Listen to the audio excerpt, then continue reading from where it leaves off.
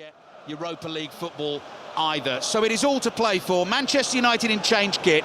It is white shirts, red shorts and white socks, and Galatasaray in those familiar colours. It's sort of red and orange, half and half shirts. I've always thought of them as sort of red and gold, like the Gryffindor colours, if you know the Harry Potter books and films. The stadium's absolutely awash with red and gold, and the pitch is okay after incredible rainfall throughout the day. I'm not exaggerating that, am I, Stephen? No. Honestly, it has been torrential all day, hasn't it? Yeah, I mean, our hotel's almost on a hill, and the water that's been pouring down the hill. We went out for a walk, shoes were completely covered straight away, and you can just imagine how much rain this pitch has sort of delivered and the pitch has taken today. So the game goes ahead, and credit to the ground staff here, because that's a magnificent job. You can listen to our commentary this evening alongside the final score graphics and the video printer. Go to the BBC iPlayer or the BBC Sport app and click on 5 Live final score. Noise building inside the stadium, now known as Rams Park. We're at the Ali Sami Yen Sports Complex in Istanbul, the most populous city in Europe. Something like 17 million people live in this city, and it sounds like most of them are inside this stadium tonight. Immediately as the game kicks off, and we have Tanguy Ndombele down on the floor after an aerial challenge for the ball with Scott McTominay. Every single fan in a Galatasaray shirt are singing their hearts out and bouncing up and down, and it looks like the entire stadium is moving. We are underway in the Champions League. Galatasaray against Manchester United. I'll give you the team news in just a second. Dries Mertens tackled by Sofyan Amrabat, and Manchester United clear their line. Some early pressure for them to deal with. The Turkish international Abdülkerim Bardakçı at centre-back gets on the ball just inside the Manchester United half, makes a strong run forward down the inside left channel, doesn't see anything doing there, so decides to play back towards the halfway line. His fellow centre-back, fellow Turkish international, Kaan Ayhan, gets on the ball. Those two exchange passes. The goalkeeper, I think you'll probably have heard of. He's in his 13th season at Galatasaray. The Uruguayan international, Fernando Muslera, all in green away to our left-hand side. Your Manchester United team tonight. And it's the first time they've touched the ball, which is why you can hear that incredible crescendo of booing and whistling. Throwing down the right, flicked on by Højlund, collected by Scott McTominay. McTominay takes the ball deep into Galatasaray territory, plays it back to Antony, who's got a clever little drag back. He's half tackled, but he's still going, Antony. Edge of the penalty area, looking to find Højlund, who can't turn on the edge of the box, and Galatasaray will bring it away and up towards the halfway line. There's Zaha's first touch of the evening. Nice ball through the middle for Icardi. Icardi has support from Ziyech. Step over from Ziyech, shot is blocked, and it goes behind for a Galatasaray corner. Stephen Warner. Yeah, 2 minutes on the clock and a great start to the game. Lovely run forward by McTominay. Great work from Antony down the left-hand side. Galatasaray then break it up and then straight down the other end. Lovely little step overs from Wilf Zaha, frees Icardi, and Ziyech gets a shot away, which is blocked. If that's how the game's going to go ahead, this is going to be fantastic. You cannot hear yourself think inside this stadium. Galatasaray 0, Manchester United 0. Corner for Galatasaray, attacking the goal away to our right, flicked on at the near post, high over the crossbar. That was Lucas Torreira, former Arsenal man, who got his head on it. And so Manchester United have a goal kick. They have Andre Onana in goal. Aaron Wan-Bissaka in at right back this evening. Luke Shaw back from injury, makes his second start in a row at left back. Maguire and Lindelof, the two centre-backs. They take the goal kick short. Onana all in black, drills the ball right down the middle of the pitch. Bardakçı, a bit sloppy there, chested it down and very nearly lost it to Antony. Antony tried to lay it off to Højlund, and they weren't quite on the same wavelength. And so the ball comes to Ziyech wide on the right-hand side, and Galatasaray keep possession and come back to their goalkeeper. Scott McTominay is partnered by Sofyan Amrabat in central midfield. So Kobe Mainoo is on the bench this evening.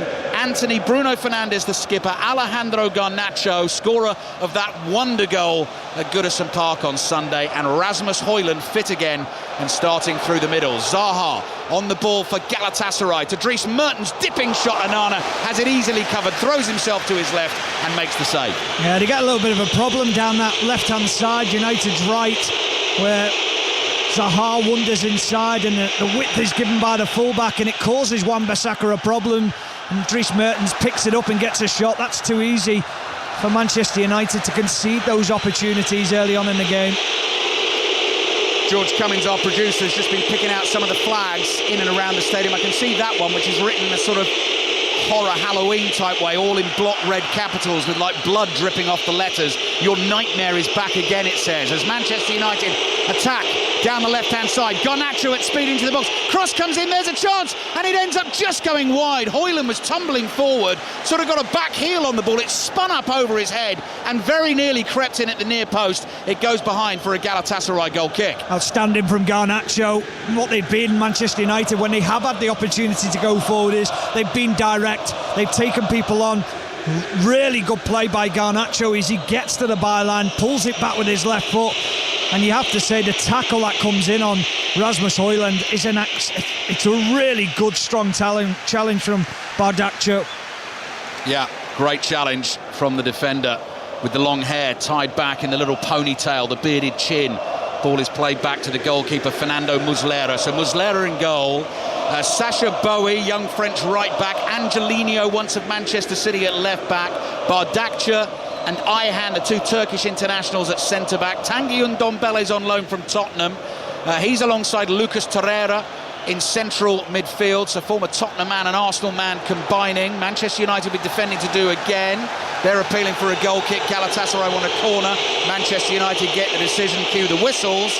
Ziyech, Mertens, Zaha and Mauro Icardi, the Argentine, up top, who has 16 goals in 21 appearances for Galatasaray this season, having scored 22 in 24 last season. Scored the winner at Old Trafford in this group, of course. That is a phenomenal goal-scoring record. There's some real quality and some real experience in this Galatasaray team. And they, you know, we're looking at it, Stephen, from a Manchester United point of view, looking at it from the English teams in the Champions League point of view. Manchester United desperate to qualify. Galatasaray will be absolutely desperate to get through to the knockout stages of the Champions League. Well, they will, because of the route they've taken as well. They've had to qualify to get through to this stage. Good pressure by Galatasaray. Well played, Amrabat, because that's what you're going to have to do in this game. Take the pressure off the ball, on the ball, want the ball, and play in this atmosphere that is very intimidating. Stephen Warnock with us then here at the Rams Park in Istanbul. 5 Live, BBC Sounds, BBC Radio Manchester. Galatasaray 0, Manchester United 0. Wan-Bissaka's throw, clipped forward on the half volley by Maguire, headed to his right by Højlund. Anthony battles for it. Bardakcia clears in a hurry, and it goes out for a throw-in to Manchester United. Wan-Bissaka then gets the start at right back tonight, plays it back to Maguire. Maguire wants a 1-2. He's nearly tackled. United have lost it. Maguire makes a block. Anthony gets away down the right. Angelino's in his wake. Here's Anthony with the ball at his feet. Sweeps the pass to Bruno Fernandes. Slight miscontrol from Fernandes. He had Garnacho in space on the left-hand side, but he couldn't get the ball to him. Luke Shaw goes racing back to make a tackle, and Galatasaray get the throw. Well, so often this season, Anthony's been questioned about going backwards too often when he gets the ball and playing too safe. He goes to play the ball back and then feints and takes on the left-back Angelino, and he just leaves him for dead. Bruno Fernandes just with a heavy touch, and the Manchester United attack comes to an end. But it's been a good start from Manchester United.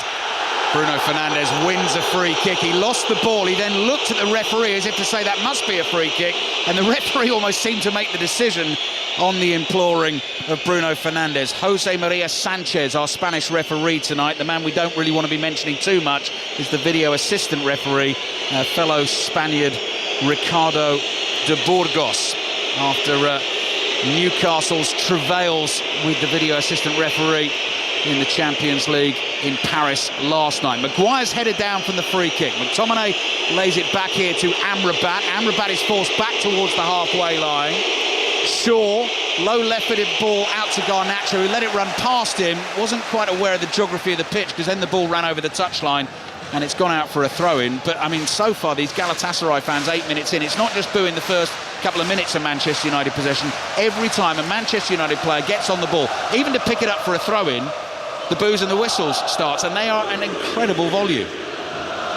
Here's Garnacho again on the left, shoulder to shoulder with Sacha Boey. I think he's fouled Boey. Yes, Galatasaray get the free kick. Good physical battle between the winger and the fullback. They take it quickly, back to the goalkeeper, Muslera. Out it goes wide.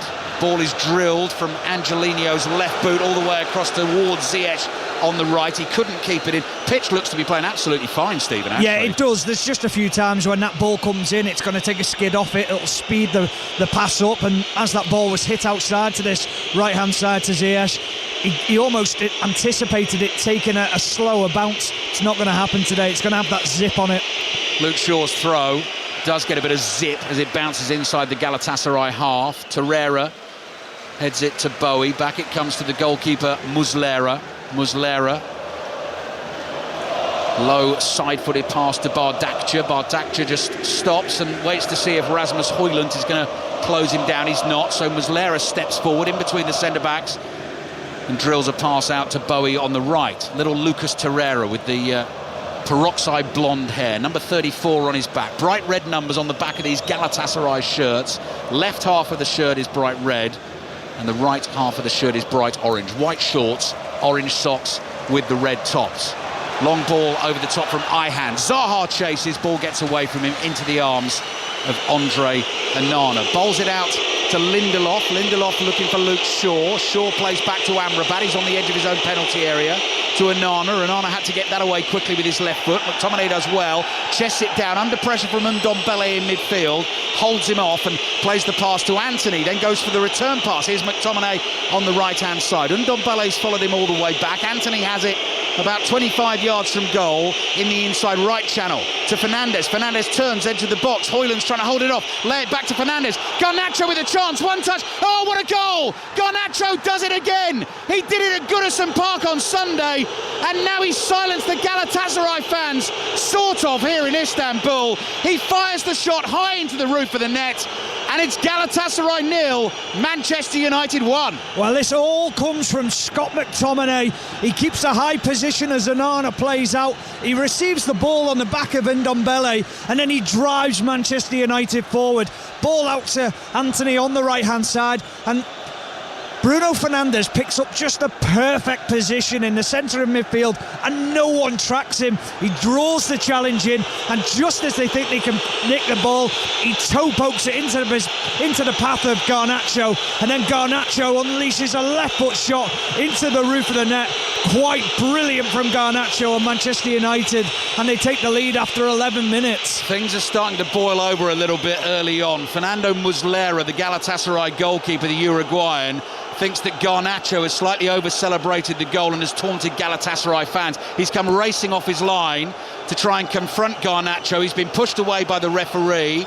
I saw the Manchester United players go over and celebrate. It was in front of Galatasaray fans. They're sort of holding fingers to their ears, telling them to calm down and quieten down. There were a few things thrown as well. The Manchester United players ignored that. And Bruno Fernandes, I saw very calmly just picking implements up off the pitch and putting them behind the dead ball line. But I think the referee very sensibly here, Stephen, because it's an absolute powder keg of an atmosphere, is just trying to calm Garnacho down. He's having a word with Bruno Fernandes. He's had a word with Fernando Muslera. He doesn't want it to get out of hand. No, he doesn't. But Garnacho's entitled to celebrate the goal. What you don't want to do is entice the crowd. But, I mean, what a goal from Manchester United. That is the perfect start from them.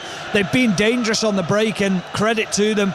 Picked the pass at the right time and found those gaps in the Galatasaray defence. Oh, Garnacho's up for it. Into a challenge on Bowie. Caught by Bowie. Fouled.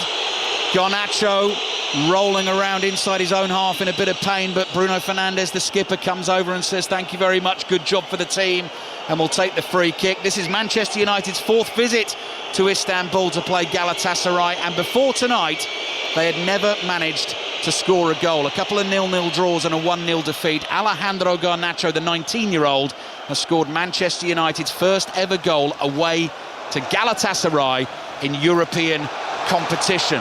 Bowie chasing a ball for Galatasaray down the right. Two Manchester United players in with the challenge. Amrabat slides in. Garnacho uses his shoulder and it goes behind for the Galatasaray corner. I'm not so sure Amrabat needs to make that challenge. I think the ball's going out for a goal kick, and he throws himself into it, and he actually hurts himself because just off the pitch there's almost like an AstroTurf, and he just stopped on that and he's hurt himself now.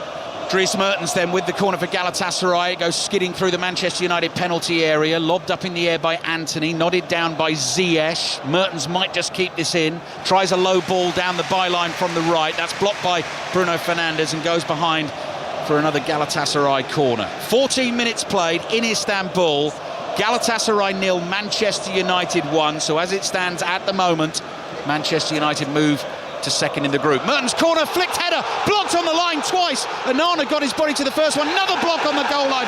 Galatasaray appealing for a handball, and the referee waves those claims away, and somehow Manchester United's goal survives.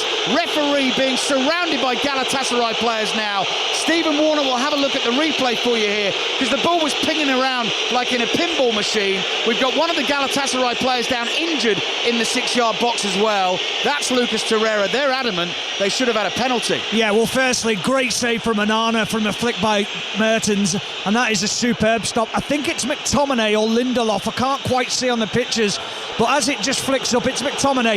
It hits his arm, but it's the upper arm of the sleeve. That is not a penalty in my eyes.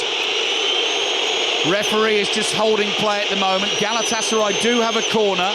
He's telling the Galatasaray players to go away. It was Lucas Torreira's little header at the near post that was brilliantly saved by Andre Onana.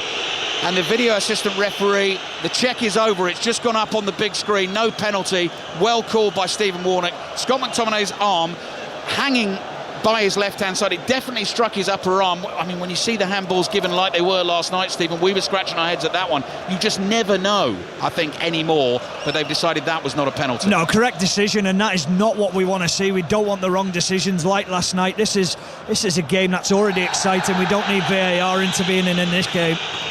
So, 15 minutes played. Hope you're enjoying it, everyone. 5 Live, BBC Sounds, BBC Radio, Manchester. Galatasaray 0, Manchester United 1. Our second Champions League commentary on 5 Live tonight. Arsenal against Lens from the Emirates Stadium. Ian Dennis and Chris Sutton, your commentary team for that one. A point will take Arsenal through to the knockout stages. A win wins them the group. Mertens' free kick, flicked on the edge of the box. Onana, that's an easy catch for him as he tumbles forward on the edge of his 6-yard box and just decides to slow everything down. Just walks with the ball in his big white glove to the edge of his penalty area, gets jeered as he does so, hits a terrible goal kick which bounces near Icardi. Onana comes out, saves at Icardi's feet, and Manchester United very nearly cost themselves there. Oh, he's a lucky man, Onana, because he tries that sidewinder, he tries to drill it through the middle, he gets it horribly wrong. Mertens intercepts it into Icardi, and he's alert to the situation, but that is very, very lucky from Onana. Onana plays a low ball now out to Lindelof in the left-back position, tries to scoop it down the line to Shaw. It's blocked by Ziyech and goes out for a throw-in to Manchester United. 10 yards short of the halfway line. Alejandro Garnacho's thumping left-footed finish sees them in front against Galatasaray. The other game in this group later on tonight, Bayern Munich at home to Copenhagen. Bayern having already won the group, and they are Manchester United's final opponents in a couple of weeks' time at Old Trafford. Bruno Fernandes flicks the ball over his shoulder with his right boot. Garnacho chases. It's well covered by Ayhan. Ayhan thumps it up into the air and out for a Manchester United throw. The soundtrack to the game is incredible, and a bit like when Garnacho scored the goal. I've been in stadiums around the world where that happens, where, you know, suddenly 50,000 people just go silent, and it's weird. You think, what's happened there? Yeah, but they realised very quickly, didn't they? Bruno Fernandes, driving shot. Oh, my word! Fernandes hits a rocket into the top corner. He can barely believe it himself. Manchester United 2 goals up in 17 minutes, and you don't hit them much better than that. An absolute corker from Manchester United's captain. Galatasaray 0, Manchester United 2. Wow. Simply wow. What a strike by Bruno Fernandes. Picks the ball up, unopposed in midfield, gets a strike away with his right foot into the top corner of the left of the goal. That is magnificent from Bruno Fernandes, but credit to Bruno Fernandes and McTominay. They're playing high, they're allowing Amrabat to sit deep. They want to be advanced of the midfielders, and 2 or 3 times they pick that ball up and they've advanced, but then it's about the quality on the ball. What can you do with it then? Bruno Fernandes is afforded space and time, and he just unleashes an absolute thunderbolt into the top corner. I think people who've been watching their Manchester United football this season and listening to it as well will know that a 2-0 lead in a Champions League game doesn't necessarily mean it's done and dusted. We know that. So far, the 2 away games in the Champions League have meant 4-3 defeats. Manchester United lost to Galatasaray 3-2 at home and took the lead twice in that game. But both of those strikes from Garnacho and Bruno Fernandes, unstoppable, of the highest quality. Yeah, and that's what you need in games like this, is that your big players step up to the mark and say, OK, this is the atmosphere I want to play in, this is where I want to showcase my abilities. And both players have stepped up to the plate straight away, wanting the ball under pressure. Bruno Fernandes late with the challenge there. Referee's going to play advantage inside the Manchester United half. Icardi lays it back to Ziyech. He's tackled. Højlund comes back to try and win a header. Ball comes off Ziyech's knee. Bruno Fernandes chases this inside the Manchester United half. Low ball up to Antony. Lays it back to Fernandes. Not quite enough on it, which allowed Angelino to make the challenge. And the ball's gone out for a Galatasaray throw. So 20... very loud, very frenetic, very exciting minutes of football in Istanbul. See Manchester United leading Galatasaray by 2-0. The only win in the group so far for Manchester United at home against Copenhagen. That was 1-0, and that relied on a late Andre Onana penalty save as well. Ziyech turning the ball round to Lucas Torreira. Pressure coming certainly for Manchester United to deal with. Ndombele up to Ziyech. Ziyech trying to wriggle his way through on the edge of the box. Manchester United scramble it away. Mertens cross to the far post. Onana just sort of glides a glove onto it, scrapes off the knuckles, and it goes away to the right. And Antony, with some really good skill, gets out of a tight spot in the right back position. Then he was away down the right. Sliding challenge on him by Torreira. Referee wants to play the advantage, then he can't. Torreira's claiming he didn't catch Antony, but I think if Antony hadn't hurdled the challenge, he definitely would have been caught by Lucas Torreira. 20 minutes of the game gone. Best performance I've seen from Antony in a Manchester United shirt already. Everything he's done, taking the defender on, making sure that he's running him the other way. Really good play from Antony, draws the foul, and that's what you want to see from your wingers, especially away from home. He was hurtling along that right wing as quickly as our taxi driver was hurtling along the flooded streets of Istanbul. He did an unbelievable job in getting us to this game this evening. He accepted it as a challenge. There was traffic jams everywhere. It was shortcuts. It was risky little darting here and there. Music absolutely ramped up to the highest volume.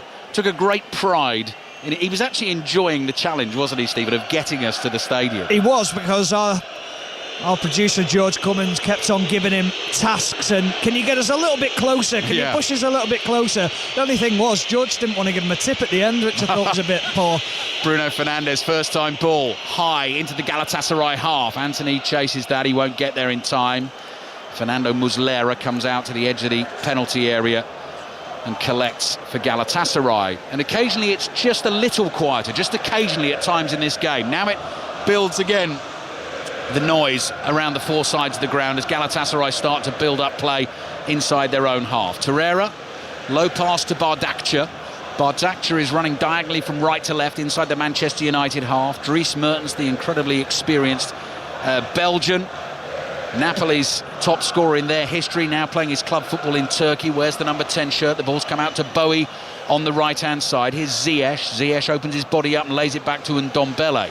To Mertens, back to Ndombele again.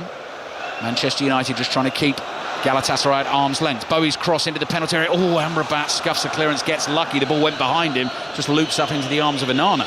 Yeah, it was lucky, but it was really good positional sense from Amrabat, because what you have to do when you're in that role is you've got to be screening your centre-backs, and if he hadn't have been there, the ball's going into Icardi, and Icardi's either getting a shot away or getting a set for a shot from someone else, so good play from Amrabat. Good strength from Bardakça, holds off Højlund as he wins the header. Bardakça brings it forward. McTominay comes in to make the challenge. Bardakça just drags the ball back, plays it to Torreira. Cross it comes now to Ayhan. Bardakça gets his head up, then hits the cross into the Manchester United penalty area. It's overhit, it's beyond Mertens. He looks frustrated, and the ball goes behind for a goal kick.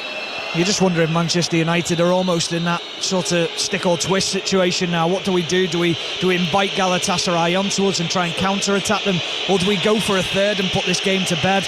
You just look like they've sat back a little bit and they're just inviting that pressure at the moment. Onana's clearance with his left foot. Garnacho watches it sail over his head and the ball goes out for a throw to Galatasaray just inside their own half. I think the rain has eventually stopped, and that's just mist you can see sort of swirling around up above the stadium around the floodlights. Ayhan plays the ball across his own half to Bardakça. Bardakça floated pass to the left. Angelino brings it under control, plays it in field. Zaha in the inside left position. Torreira actually takes it off him and plays it to Mertens. Mertens followed by Amrabat. Low pass to his left. Little 1-2 with Angelino. Mertens, little dancing figure. Ball into the feet of Zaha. Tries to turn edge of the box. Icardi's layoff not good. First sign of dissension from the Galatasaray fans towards one of their own players. Højlund definitely tripped there by Angelino. Free kick for Manchester United inside their own half. You could just sense it when Icardi gave the ball away, that frustration from the crowd. They're feeling it tonight. They know that this Manchester United team have come here. They're putting pressure on Galatasaray when they're on the ball, and they're also causing them problems going the other way. So free kick for United. Harry Maguire in his yellow boots, taking his time, won't be rushed, chips it forward. Anthony controls and rolls it back to Wan-Bissaka. Wan-Bissaka to Anthony. He's got his back to goal on the halfway line. Plays back to Maguire. Maguire, nice ball along the deck to Wan-Bissaka. He's having to battle hard with Zaha for that ball, but he's won it. Two former Crystal Palace men, of course. Outside of the right boot pass from Wan-Bissaka up to Højlund. Anthony couldn't keep the pass back to him. Angelino clears. Icardi's header misdirected. He thought he was fouled as he jumped. Bruno Fernandes finds Luke Shaw. Luke Shaw running forward, flicks a little ball into the path of Højlund. Angles difficult, cuts it back. What a chance for Luke Shaw, who continued his run. Couldn't control it 8 yards out, and the goal at his mercy. It's eventually gone behind for the Manchester United corner. As Luke Shaw runs down the left-hand side and feeds the ball into Højlund, I don't think he thinks that Højlund can get it back to him, and he just bounces the ball into him and almost bounces it into the ground to lift it above the defender's leg. And Luke Shaw wasn't expecting it, because that was a golden opportunity 6 yards out in front of goal to get a strike on goal. Galatasaray 0, Manchester United 2. 20 minutes remaining in the first half. Throw in, not corner, I beg your pardon, taken by Manchester United. They've lost it. Ball is cleared by Galatasaray, but it's an easy one for Harry Maguire just to get onto inside his own half.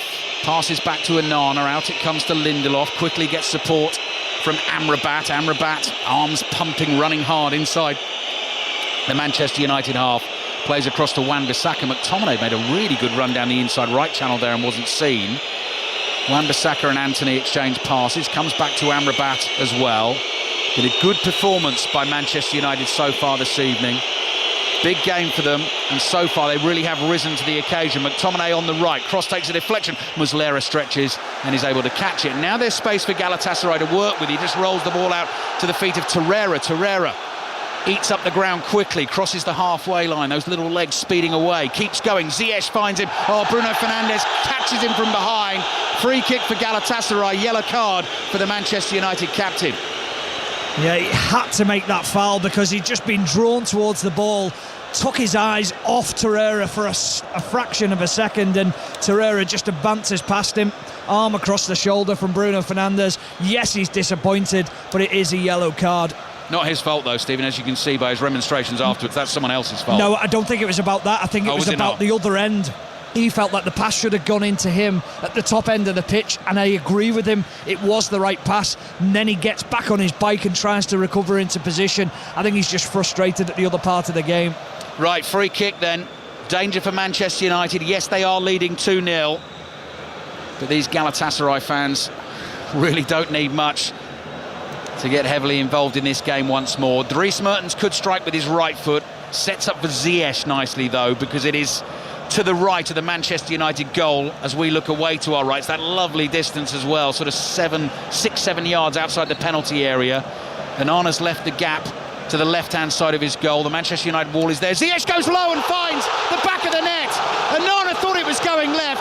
Ziyech went round the wall and he went to the goalkeeper's side. Onana was wrong-footed and it just goes zipping past him into the bottom corner. And Galatasaray are back in the game. Galatasaray 1, Manchester United 2. Well, it's a goalkeeping error. It shouldn't go in there because that's the side, that his side of the goal. He sets his wall up for his left, the goalkeeper's left. They cover that side, and he just flashes it hard and low to Onana's right. He takes a step to his left. He gambles that he's going to try and whip it over the top of the wall. That is a big error from Onana. So, 3 goals in the game, not even half an hour played, and Galatasaray have something to hang on to now. Galatasaray 1, Manchester United 2. The fans continue to celebrate the goal. Hakim Ziyech's second goal for Galatasaray, having joined on loan from Chelsea this season. Now the booing and the whistling starts again as Wan-Bissaka bursts forward. Challenge comes in from Bardakcha, clears the ball, and it goes out for a Manchester United throw. It'd been a really good display from Manchester United up until that point, full of confidence, but the one player who didn't look confident was Onana. He made that error with the kick out, he got lucky from it, and then he makes a mistake again. It's not been the ideal start to his career, but on a whole, Manchester United have looked very, very comfortable. Throw in for them in an attacking position wide on the right. Volume is cranked up to the max again from the Galatasaray fans. Antony's pass goes straight out of play, and Galatasaray take their throw quickly. Ndombele, calm under pressure, back to Muslera, nearly overran that. Bruno Fernandes came scampering in to try and take it off his toe. Ihan chips it forward, Shaw intercepts but couldn't control it, slices off his shin, and it goes out for a throw into Galatasaray just short of the halfway line. Erik ten Hag standing down there impassively in the middle of the maelstrom with his black hooded coat on, hands deep in the pockets, just surveying everything that is going on as Bardakcha curls a lovely pass out to Angelino. Early pass from him, finds Zaha running at the Manchester United defence. Cross comes in, takes a deflection. That's safe for Manchester United for now. Luke Shaw will get there first wide on the left. Plays a ball into midfield, read by Ihan. Easily intercepted. Here's Torreira, gets the shout from the right back Bowie, who went flying past him, but he played it to Ziyech. Early ball from him, bounces in front of Onana, and he takes that comfortably in front of his left-hand post. Stephen Warnock. It's one of the most unexplainable things in football, but how when you score a goal do you suddenly find an extra yard in your legs, that extra 5%, extra 10%? Well, Galatasaray have just found it, and Manchester United's legs have suddenly gone heavy because they're feeling the pressure of Galatasaray. It's quite incredible what a goal can do. Galatasaray 1, Manchester United 2, and Galatasaray in the mood. Streaming forward, Ziyech dances in from the right, hits it well, but goes rising over the crossbar. Goal kick, Manchester United. I've seen that far too many times from Ziyech in his Chelsea career, where he likes to come inside on that left foot, often looking for that back post curler to a striker, but this time he tries to get the shot away, just slightly leaning back as he hits it. But just listen to that atmosphere. Oh. In Group B, Sevilla lead PSV Eindhoven by 1-0, the other Champions League game that's kicked off at 5:45 this evening. That is in Arsenal's group. We've got full commentary tonight on 5 Live and BBC Sounds of Arsenal against Lens in the company of Ian Dennis and Chris Sutton. Arsenal knowing a point guarantees them passage into the knockout stages, and a win tonight at home against Lens wins them the group. Pass not played to Zaha. The Galatasaray fans sitting around us were calling for it. Lucas Torreira on the ball again. Makes a little turn on the halfway line. Ihan, low pass out to the right back, Bowie, who wears the number 93 for Galatasaray. Wins a throw. Level with the edge of the Manchester United penalty area on the right. 13 minutes remaining in the first half. Manchester United leading by 2-1. Garnacho and Bruno Fernandes with a couple of stunners, but Hakim Ziyech has got Galatasaray back into it. Dries Mertens controls the throw, tries to feed Bowie running in from the right. He's tackled. Amrabat has a chance to bring it away for Manchester United. The jeers and the whistles start again as United have the ball. Fernandes' clearance hits Mertens, and it goes out for a throw-in to Manchester United in their left-back position. Yeah, they've been very comfortable on the ball, Manchester United, but since that goal, they're starting to press now, Galatasaray, and they've just got to relieve that pressure again. They've just got to see a few passes, find their way up the pitch, hit those long diagonals into Garnacho and Antony, and stretch that pitch again. Hakim Ziyech is down, wanted a free kick. The referee's told him to get up. Galatasaray don't get the decision. Manchester United will have a throw. Producer George has just spotted the conductor of the orchestra away to the left, who's got that sort of, it's like the Brian Clough green sweatshirt he used to wear back in the day, he's on a raised platform with his back. He's not watching a single second of the game, and he's just getting everything going in the stands. It looks like he's got a goalkeeper kit on. Yeah, Is that number 1 on the back? It could be, couldn't it? Their goalkeeper, actually, Galatasaray's keeper, is in green. He does have a number 1 on his back. He's been beaten twice this evening. He's got the ball at his feet. He's played it forward to Bardakçı. Bardakçı across to Ayhan, the right-sided centre-back, and he starts to bring it up and crosses the halfway line. Finds Torreira. Torreira's little pass to the left finds Ndombele. Now Angelino lays it off to Zaha. Zaha runs into a bit of trouble there. McTominay can't win it off him though. Zaha trying to use his strength. Wants a free kick, doesn't get it. Bruno Fernandes suddenly back on his feet. Drives the ball over the top of the Galatasaray backline. Controlled brilliantly by Garnacho. Great tackle by Bowie as Garnacho dropped the shoulder and tried to take him inside. And then Garnacho's hauled him back, and that's a free kick for Galatasaray, and they take that as quickly as they can. Ndombele trying to get away from Højlund. Ndombele slides a pass to Ziyech on the right. Ziyech into the path of Sasha Bowie again. Oh, clever drag. Gets him past Lindelof. There's the cutback into the box. Doesn't reach Zaha. Wan-Bissaka almost brought it away. Zaha again gets a chance. His shot's blocked by Maguire. Corner for Galatasaray. Oh, the Galatasaray fans are so angry because Bowie gets in a great position, tries to cross it across the box, across that 6-yard box for a simple tap-in. Takes a slight deflection, and as it comes out to Zaha, he's just off balance. He's just fallen away to his left-hand side. Can't get the strike he wants on goal. Good pressure from Galatasaray. 10 minutes remaining in the first half. Galatasaray corner coming. They're trailing Manchester United 2-1. It's taken short to Ziyech. Running around here is Mertens. Mertens cross. Oh, might get a flick. Onana blocks it. Maguire flicks it away. Offside flag goes up. It wouldn't have counted. Header from close range by Ayhan. Onana just hit him. He just reacted and he managed to block it, but defender was offside. Yeah, I think it would have been very close. It would have gone to VAR, but the Manchester United backline step up ever so well. They just creep up as the ball comes into the wide man Torreira as he crosses it in. Ayhan is in an offside position. We're just seeing the replay in front of us, and he would have been offside. So really good line from Manchester United. Manchester United can win this game tonight, and Copenhagen don't win away to Bayern in the later kick-off. Manchester United will start the final round of group games in second place in the group with their fate in their own hands. They'd face Bayern at home. Bayern are already qualified as group winners. And in the other game, it'll be Copenhagen against Galatasaray. So Manchester United need the win. Here's Amrabat in his white Manchester United shirt. Wan-Bissaka's curling chip pass for McTominay to chase. Bardakçı has to head it behind. That's a Manchester United corner. Again, it's McTominay making that forward run, running beyond Rasmus Højlund, making sure that there's 2 outlets up front for Manchester United. I was just about to say, just before that passage of play, it's not sticking up front. They're not getting those options in behind now. You've got to be brave, and bravery isn't always winning tackles. It's about making runs beyond midfield and knowing that that will free up space for Bruno Fernandes or Amrabat then to just get the ball, slow the pace of the game down, and that's what you've got to do away from home. I think it's fair to say that Bruno Fernandes is getting some stick there as he goes over to take the corner for Manchester United. He won't care. Kills it into the near post. Wan-Bissaka stretches. Ball is cleared. And now back to Onana. Onana controls on the halfway line. Blimey, that was a dainty turn and a dangerous one. It's a great ball out to the right, though. Here's Bruno Fernandes. Gets his head up. Cross comes in. Miscued by Bardakçı. Might run to McTominay. He lets it go. And that'll be another corner for Manchester United. What about that from Onana? I'm just looking at the press box around us, and the Turkish sort of media are looking, sort of shaking their heads as if to say, what is he playing at? But that's the confidence of the guy. We said he'd had a tough night so far, but his confidence never seems to be affected, does it? Last 10 minutes of the first half. Corner for Manchester United. Bruno Fernandes gets ready to take it again.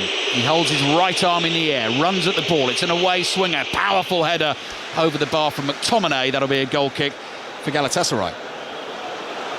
They've just got to continue to want the ball, Manchester United, in tough situations. Often when you're away from home and the pressure's on, draw fouls, slow the game down, get back into your rhythm of playing. Don't let Galatasaray get into their rhythm, because it's been a good performance. It's just that one error from Onana that's cost them a goal, and now they're feeling that little bit of pressure from Galatasaray. Galatasaray 1, Manchester United 2 in what's been an absolutely gripping first half. You're listening to it on 5 Live, BBC Sounds and BBC Radio Manchester this evening, live from Istanbul. Maguire playing a 1-2 with Amrabat. inside the Manchester United half, and it gets the approval of Stephen Warnock. Strong challenge on Wan-Bissaka, good tackle by Ndombele. Eventually the ball goes out for a throw to United. That's being brave. That's how you get up the pitch. That's how you progress. Lovely little 1-2 by Harry Maguire. The simple thing for Harry Maguire to do is try and play back to Onana, put his goalkeeper under pressure, or play the pass in and drop even deeper and not really give himself an outlet. But Manchester United away again. Oh, Højlund, very nearly got onto that. Muslera flying off his line, does well for his team. Acrobatic volley away into the stands for a throw into Manchester United. That was one long ball from Harry Maguire. Nearly found Højlund. If Højlund had got there first, Muslera was so far off his line, any decent touch or lob, and that could have ended up in the back of the Galatasaray net. 6 minutes remaining in the first half. Manchester United leading. Throw in for them. Galatasaray fans think that United are trying to run the clock down. Fernandes hooks it forward with his right foot, cleared by Angelino. Here's Anthony. Anthony trying to draw the challenge of Angelino. Took a knock, he's gone down. And the referee again tried to play advantage, saw the foul, and has given it as a free kick. And he's actually quite concerned for Anthony here, because he's obviously never seen him play before, because he does like to go down and make a meal of it. I think Angelino got the yellow card there for the challenge as well. Yeah, good play from Anthony again, yeah. though. Draw the foul, make the most of it, sit on the floor as long as you can. I'm being a little bit sarcastic when I say that, but he does. He likes to make the most of it, and in all fairness, that's what you have to do in places like this. Make the most of it, frustrate the players and the crowd. Well, he does give him a kick in the calf, but it's a yellow card, isn't it? Yeah. And he got a yellow card. It was brandished quickly. Free kick, clever one, slid down the right to Anthony again. Anthony into the penalty area, drives across him with his left foot, cleared, but only as far as Garnacho tries to hit it hard with his right foot. Ziyech makes the block. The ball bounces once outside the Galatasaray penalty area. Ayhan chests it down, plays it to his right. Bowie clears. Luke Shaw stretching, controls on the chest, caught by Ziyech. Free kick for Manchester United. Now that's not going to be a yellow card. Ziyech has quickly come over and apologised to Luke Shaw. They'll have done battle before, of course, in the kits of Chelsea and Manchester United. Tonight it's Galatasaray and Manchester United. 5 minutes remaining in the first half. Luke Shaw's okay, picks himself up. Play continues. Manchester United, of course, still without a whole host of players who are unavailable to Erik ten Hag. Bowie's challenge, that does get a yellow card. He's come through the back of Garnacho, and Garnacho is down and seems to be in some pain. Yeah, he just draws that foul, and Bowie kicks through the back of him. I'm not so sure it's a yellow card, though. I think the referee's just trying to calm this game down. He doesn't want to get in out of hand, but what you are going to do is you're going to entice these Galatasaray fans to jeer and boo even more. Just looking at that, Stephen, as a former fullback, you've got both fullbacks now for Galatasaray on yellow cards, with Anthony one side and Garnacho the other. So Manchester United will take that all day long. Feed them the ball, give them the ball, let them run at them, isolate them in 1v1 situations. Be clever how you do it. Don't be running round them if you're Luke Shaw and Wan-Bissaka. Just let them get at them. Closing stages of the first half. Free kick for Manchester United. And given the way their Champions League campaign has gone this season, they will not be taking anything for granted just yet. Now, who's that has fallen on the floor? Angelino's fallen at the feet of Harry Maguire. Harry Maguire's just looked at him, shrugged and said, come on, get up. He did get the free kick. Not entirely sure what's happened there. I mean, he just runs into Harry Maguire. Harry Maguire doesn't even move. That's never a foul. No. That was a bit embarrassing from Angelino, but he won his team the free kick. They've taken it, and they brought the ball up to the halfway line, wide on the right. Bowie, Garnacho, quick as a flash, in, sticks a left foot out, makes the tackle, throw in for Galatasaray. Good run being made forward by Torreira. Bowie's not able to find him with the throw. He throws back to Ayhan. Now that ball forward's not a good one, intercepted by Fernandes, who can't find Garnacho on the left. Ayhan gets a second chance, looking for Icardi. Flags down for now. Icardi scores for Galatasaray, then the flag goes up. They'll have a look at it. It did look offside to the naked eye. He's taken it quite brilliantly, has Icardi, but you never know until we see the replays. That goal may well stand. Yeah, well, it's Wan-Bissaka and it's Lindelof who he's in just advanced of, or maybe in line with. Really good finish from Icardi, but this will be very, very close. Referee saying, wait, I've just seen him put his hand up and say to Onana, do not take the free kick as yet. We're getting another look on the screen now. Yeah, I think it's Lindelof who's the one who could possibly be playing him on, but decision's been given. No goal. No goal. Manchester United escape. Wonderfully taken by Icardi. Onana couldn't do anything about it, and eventually Manchester United do get the free kick. So could have been 2-2, remains 2-1. And Onana in the middle of the Manchester United half takes one long step back and then clips the ball forward with his right foot. Now I think McTominay's gone down holding his face, claiming he was caught by Angelino. Angelino's knocked the ball into the body of Antony, back onto himself and out for a throw into Manchester United, which they take through Wan-Bissaka. McTominay's okay, receives the throw from Wan-Bissaka but can't do anything with it, and the ball just runs off his right foot and goes out for a throw to Galatasaray. But I think Manchester United will be quite happy now to get in at half-time with the lead 2-1, and they've played pretty well, haven't they, Stephen? Yeah, they have. I've been really impressed with Manchester United. I think the one thing fault of the game was just the Onana decision for the goal at the free kick, where he just trust your wall and believe that they're going to do the job. Apart from that, it's been really positive from Manchester United. Angelino's ball forward, really well read by Maguire, steps in and intercepts, plays it forward. Zaha's down, who might have been caught by Maguire as he went in and made the interception. Zaha's stayed down and is still complaining. The referee didn't give it as a free kick. The fourth official is about to tell us how many minutes of added time we've got to go. Ziyech scored the free kick for Galatasaray on the ball, but deep inside his own half, across to Ayhan. But he can be so deadly, not just with the shooting, but with the passing with that left boot, from deep as well. So Manchester United have got to be careful. 2 minutes of added time at the end of the first half. Bardakcha driving forward from centre-back to the edge of the box, nearly flicked it into the path of Zaha. Bardakcha wins a tackle. Zaha stumbling, falls on the ball in the box, picks himself up, play continues, lays it back to Icardi, who hits the shot. That's blocked by Amrabat. Header's flicked away by Lindelof. And now the referee's given a handball against Zaha. Why didn't he give that actually when it happened, rather than after when Icardi hit the shot? That is such a bizarre decision from the referee. Very, very strange. Weird. We've got just over a minute left to play in this first half. Galatasaray 1, Manchester United 2. Arsenal-Lens commentary on the way on 5 Live and BBC Sounds this evening. Kicks off at 8 o'clock with Ian Dennis and Chris Sutton. And you can listen to our commentary this evening and our coverage this evening alongside the BBC Final Score service, the video printer and the graphics, which you can get via the BBC Sport app. Torreira's been caught inside the Manchester United half. Now that is a yellow card for a high boot from Amrabat, who just put his foot in and just clipped Torreira and didn't get the ball, I think. I've got to say, the referee, Jose Sanchez, is having a shocker. I mean, some of the decisions that he's have been really poor. That is not a yellow card. He actually goes in, and it's just this. The studs are showing.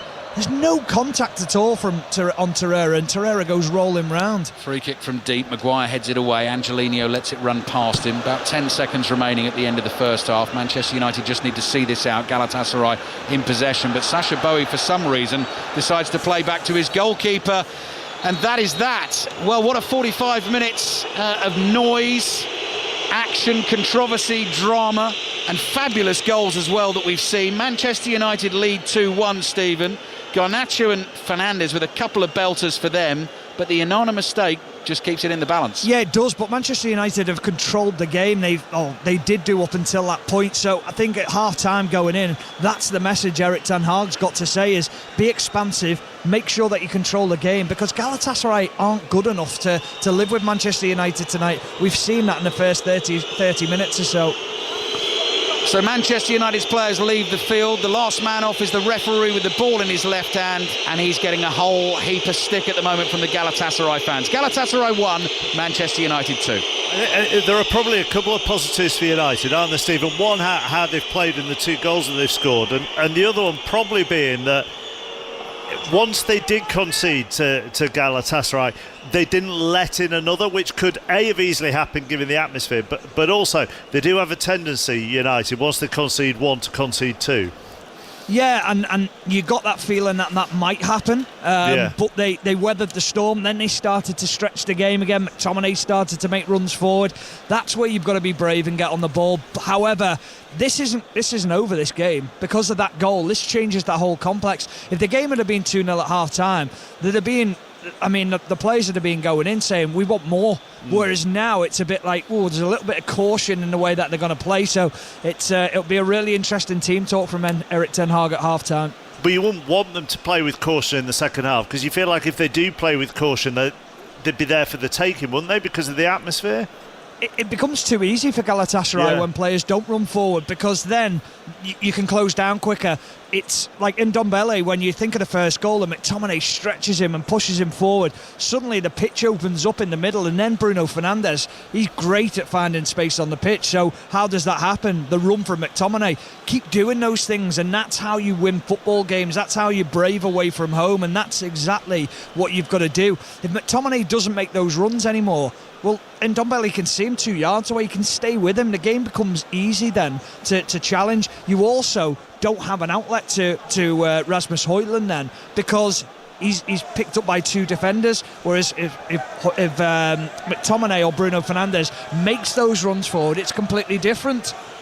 Thank you both. The other game in the early window is the one in Arsenal's group, and Sevilla lead PSV Eindhoven by 1-0 at the break. Sergio Ramos with that goal. And Arsenal Lons is our commentary from 8 o'clock tonight. We'll keep you across all the games in the Championship as well. There are 6 in total. We'll go to the Emirates after the latest BBC News with Mark Summers. Listen on BBC Sounds. This is BBC Radio 5 Live. Good evening. Hamas says the youngest Israeli hostage held in Gaza, Kafir Bibas, a 10-month-old baby, has died in an Israeli airstrike along with his 4-year-old brother and their mother. The Israeli military says it's investigating. The Bibas family has released a statement thanking the Israeli people for their support. A 13-year-old boy has been sentenced to 2 years in custody for killing his foster carer by running her over with her own car. Marcia Grant, who was 60, died in Sheffield in April. The BBC's Newsnight programme is to be shortened to a half an hour, and more than 30 jobs are to be cut as part of money-saving plans. The News at 1 TV bulletin is to be extended to an hour and will be broadcast from Salford. And finally, British Gymnastics has announced new safeguarding policies for young athletes, including a ban on coaches weighing gymnasts. It follows an independent investigation which found systemic issues of physical and emotional abuse. 5 Live News. And in the latest travel news, starting in Greater Manchester, the M62 westbound, 2 lanes are closed at the moment from junction 12 at the Eccles interchange to junction 11. The entry slip road there also partially blocked because of an accident. Traffic is moving, but it's looking fairly slow, so expect delays. Northamptonshire, the M1 northbound, 2 lanes are closed at junction 15 at the Northampton turning. There's been an accident again, traffic moving, but very slowly. In Bridgend on the M4 westbound, 2 lanes are closed. There's been 2 separate accidents, between junction 36 and 37 around Bridgend. It's in the roadworks area, so that is not helping delays. It is looking very slow. In Essex, the M11 northbound, all traffic is being held at the moment between junction 8 at Bishop Stortford and junction 9. There's been an accident there. Traffic is stationary and building quickly. And in Hampshire, the M3 northbound is closed for accident investigation work at junction 5 for Hook. Looking really busy back to the Basingstoke turn off, also very slow on the A30 towards Hook and on the approach to junction 5 at the roundabout as people are coming from Hook. Ellie Brennan, 5 Live Travel. On BBC iPlayer. Now, what will we all? Does it just get cold? No. Doctor, you can get the TARDIS back, can't you? Use the Sonic. If the TARDIS is in danger, it goes away. And it only comes back once the danger is done. There's something that's so bad the TARDIS ran away. Egypts. What are they? Doctor! Their time has come. Doctor Who continues this Saturday on BBC iPlayer. This is 5 Live Sport with Mark Chapman On 5 Live. Listen on BBC Sounds. Galatasaray 1, Manchester United 2 at the break. Sevilla lead PSV by 1-0, which means if that stays the same, if Sevilla beat PSV, Arsenal are through to the last 16, even before they play Lens tonight. But Ian Dennis, top spot would still be up for grabs. That is very true, Mark. Yes, you're right, because then Arsenal would need a draw to top the group if PSV failed to win tonight. So there would, and also it would open it up for give Lens something to play for, because Lens currently third in the table. So if PSV were to slip up there, then Lens, knowing that they play Sevilla in their final game at home, would have a real incentive to try and get something from this game. So we could still have some excitement yet. Oh, I have absolutely no doubt that you will have excitement tonight. Well, I hope that faith is vindicated. Yeah. Are you looking forward to an exciting evening, Chris Sutton? Oh yeah, we had excitement. We've had excitement already. Ian Dennis going for a double dessert. I knew you were going to mention that. Which is, it is a cold evening. You are just so predictable. But if Lens are as hungry as Ian Dennis, then Arsenal could be in for a game. I haven't come across a football team yet that's as hungry as Ian Dennis, to be honest with you. But two of the same pudding or two different puddings? Two of the same. Two of the same. Oh, yeah. Okay.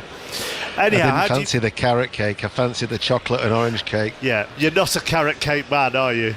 Not really. Honest. I mean, bless you. I mean, you've got lots of qualities, but embracing carrot cake isn't one of them. Can we talk about the football? Yeah. What are you expecting tonight, Chris?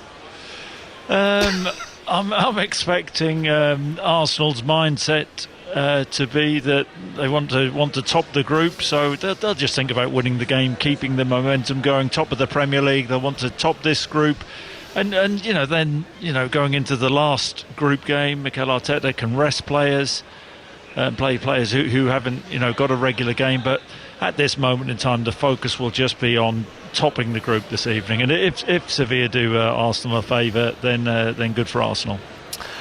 We shall leave you both to the puddings and back later. Full commentary from 8 o'clock here on 5 Live. Now, the top two in the Championship are in action tonight. Leaders Leicester facing the team at the bottom, Sheffield Wednesday. Betty Glover's at Hillsborough. Evening, Mark. Quite the contrast between these two. Top v bottom. Leicester have won 14 times this season. Sheffield Wednesday just the one, and a massive 36 points separate the two. Leicester have also scored almost 4 times the amount of goals, conceding nearly 3 times fewer. So Sheffield Wednesday could have a tough night ahead. However, you could spin it and say they're the underdogs, and everyone loves an underdog, right? Their German boss, Danny Roll, who's of course worked at Bayern Munich, is looking at it just like that. He said, I don't think anyone expects anything from us, but in football you can beat the top of the table sides as long as you do everything right. It's also his first night game since joining the club, so I do hope he's got a woolly hat on. Yeah, it is cold tonight. That's a 7:45 kickoff. Also at 7:45 in the Championship, Blackburn, Birmingham, Leeds, Swansea, Southampton, Bristol City and Sunderland are at home to Huddersfield. And then at 8 o'clock at Portman Road, Ipswich against Millwall. Aaron Paul. Yeah, hello all from deep dark Suffolk and at Portman Road, where we're witnessing a thick blanket of fog currently descending onto the ground. Is that a metaphor for Ipswich's recent form? I'm not sure. What I do know is that boss Kieran McKenna is hoping that back-to-back home games will get his side back on track. Town love playing here though, winning 15 of their last 16 on home soil, scoring 56 goals in the process. They welcome a Millwall side though, still adjusting to life under new head coach Joe Edwards, but needing to sort themselves out after taking a beating by Coventry at the weekend. Fog, as I say, continuing to drop. Let's hope we can see the pitch, Mark, from our bird's eye view come 8 o'clock tonight. Let's go to the warmth of the indoor sports, the UK Snooker Championship. Jamie Broughton watching second round action. Yeah, nice and toasty here, Mark. 2 former champions booked their place in the quarterfinals this afternoon. The 3-time winner, Ding Junhui, hit top form as he beat Tom Ford by 6 frames to 3. Ding started the match with brilliant back-to-back centuries, and then he wrapped up victory with another century break. The Chinese superstar now faces Mark Williams or Jamie Clark. Meanwhile, on the other table today, the 2011 champion Judd Trump hammered Jamie Jones 6-0. He now faces a showdown with either Mark Selby or Barry Hawkins. Thank you very much, Jamie. 2 big sports stories today. One being Luke Donald staying on as European captain for the 2025 Ryder Cup, and we'll talk to Ian Carter about that later on and hear from Donald himself. The other being Owen Farrell making himself unavailable for next year's Six Nations. The England Rugby Union captain says he's taken the step to prioritise his and his family's well-being. So let's bring in our Rugby Union correspondent, Chris Jones. Did you get any indication that he might take a step back after the World Cup? No, definitely not. It was only a couple of weeks ago he was talking about his short, medium and long-term ambitions with England. So this came like a bolt from the blue today. Let's confront the elephant in the room, chappers. Owen Farrell's in England, great, but he gets a lot of stick. I think a lot of that comes from outside England, whether it's because of his guarded nature, steely persona, uncompromising on-pitch attitude, wherever it might be. And he's England captain, and you speak to former England skippers, it comes with the territory. But it seems a bit worse with Farrell. He gets a lot of flack, gets a lot of heat, a lot of stick. You always felt, though, it was a bit of water off a duck's back for him. It didn't really affect him. So when something like this happened, it did stop everyone in their tracks. But then you think of the last year. You think of how often Steve Borthwick has gone into bat for him in public. And I thought today of Andy Farrell, chappers, in August, when it was in this circus that Farrell described as. With the red card against Wales that was overturned. And for the first time ever, you've covered Andy Farrell's career like I have. And those two very rarely talk about each other in public. If they do, it's a coach-player relationship. For the first time ever, Andy Farrell spoke then, that day in August, like Owen's dad, not like the Ireland head coach. And looking back, maybe that was telling, and maybe that has shown that it was starting to get to Owen Farrell, starting to get to his family, starting to get to him, and starting to get to people close to him. And it's a reminder, isn't it, that however mentally resilient people are, and Owen Farrell is as mentally resilient as they come, it can still affect people. And under the surface, you can be worn down and you can be vulnerable. And the people I've spoken to today, close to Farrell, have gone, good on him. Good luck to him, and I hope he feels better after this break, however long it is from international duty. But also that when the individual is being worn down, we talk to many sportsmen and women in this situation. When the individual is being worn down, the family are worn down as well. Whether that's parents, partners, kids, and I think it's interesting that he does mention his family's well-being in all of this as 100%. 2 young kids, and when we go back to what Andy Farrell was saying in public in August, he mentioned Owen's mum, Andy's wife, and he mentioned Owen's wife. So he said that it takes its toll, the stick he gets, the abuse, if you want to use that word. He was booed at the World Cup. I think a lot of that was coming from French fans, from locals, from those away from the England fans, because the majority of England fans are going to see Owen Farrell for what he is, which is an England great who wears his heart on his sleeve and gives everything for that country. But outside England, and it's a whole variety of reasons could go into this, he is a bit of a pantomime villain in some quarters, and there isn't a huge amount of warmth to him. I mean, that's perhaps you could say the same about a Johnny Sexton, a Dan Biggar, these iconic players who wear their heart on their sleeve, whatever it might be. And it's probably a chat for a longer time. But definitely telling, isn't it, that he spoke about his own mental well-being, but also his family's. And Owen Farrell now in 2023 is a dad and a husband. And at the start of his career, he wasn't. And maybe that's significant. And he's not stepping back from rugby full stop. I mean, he'll continue to play for Saracens, which I'm guessing just allows him to do what he loves without all the rubbish. Yeah, everything that comes with it. And maybe this could be a great thing for Owen Farrell. If we talk about him as the rugby player here, not as the bloke. I think everyone at the moment is thinking about Owen Farrell, the bloke. But if we have a word about him as the rugby player, he wants to play deep into his 30s. He wants to do what Johnny Sexton has done and retire at 38, if he can. And maybe this will prolong his career. He takes some time back. He mentally refreshes. He's still going to captain Sarries. The club were clear of that. He's still going to captain the club. He's been in great form for Sarries as they march up the table. A few missed kicks the other day, but he's in really good form. So, yeah, maybe this is the break he needs, the bloke and a person and as a family man, but then also as a player, if and when he does feel ready to return to England, he might come back an even better version of Owen Farrell. Let's head back. Thank you very much, Chris, to Istanbul. Teams out for the second half. Remember, Arsenal Lens at 8 o'clock. Now the second half of Galatasaray Manchester United with the English side 2-1 up. Stephen and Ali. Thank you, Mark. Yes, we were just about to get underway there. Galatasaray were ready to kick off, trailing 2-1. Mauro Icardi had the ball at his feet and the referee came marching out with his own ball and said, no, we're not going to use the one you've got. We're going to use the one I've got. Manchester United were first out of the tunnel, predictably booed and whistled back onto the field. It was actually pretty quiet inside the stadium for about 15 minutes or so, and then as soon as they reappeared, just suddenly straight back up to full volume. blasting, pumping music as well when Galatasaray came out onto the field. Volume only matched by our taxi driver's music. He was enjoying that as well. on it. How loud was that? I mean, that was just... You enjoy it? Well, briefly, but I thought we're going to be in this cab for about an hour, and I'm not sure I can take that for... I know, and then George didn't have the bottle to tell him that to just lower it a little bit, and then the heat was high, and he didn't want to ask him for that as well. Yeah, we were being careful, weren't we? George going via Google Translate, just getting the messages across. But we're here, we're drying out, and we're watching Manchester United leading Galatasaray by 2-1. Angelino's volley cross into the Manchester United penalty area is cleared by Harry Maguire. Neither managers made a change at half-time. Galatasaray playing from right to left in the second half. You're listening to us on 5 Live, BBC Sounds and BBC Radio Manchester this evening, live from a very wet Istanbul. The rain has started falling again, actually, as this second half gets underway. First time clearance from Maguire. Icardi takes a tumble, complains to the referee. Maguire just shrugs, looks back and says, I don't know what you're complaining about. The ball is played again into the Manchester United half. Slightly worrying signs, not worrying signs, but it's very much started the second half as Galatasaray would want it to. They're on the front foot, and now they've just won a free kick 30 yards from goal. Yeah, this will be a real test of character for Manchester United in the second half, and Erik ten Hag will learn plenty about his players. He's constantly trying to adapt this team and trying to better it, and this is a real sort of understanding of where his team are at in this second half. You have to make sure that they go after this Galatasaray team to get something out of this game. They're leading 2-1. They're defending this free kick. Ziyech takes it, curls it in towards the penalty spot, headed away by Lindelof. Missed cue clearance by Garnacho. Angelino side foots one across to Dries Mertens. Mertens plays wide and back it comes to Bowie.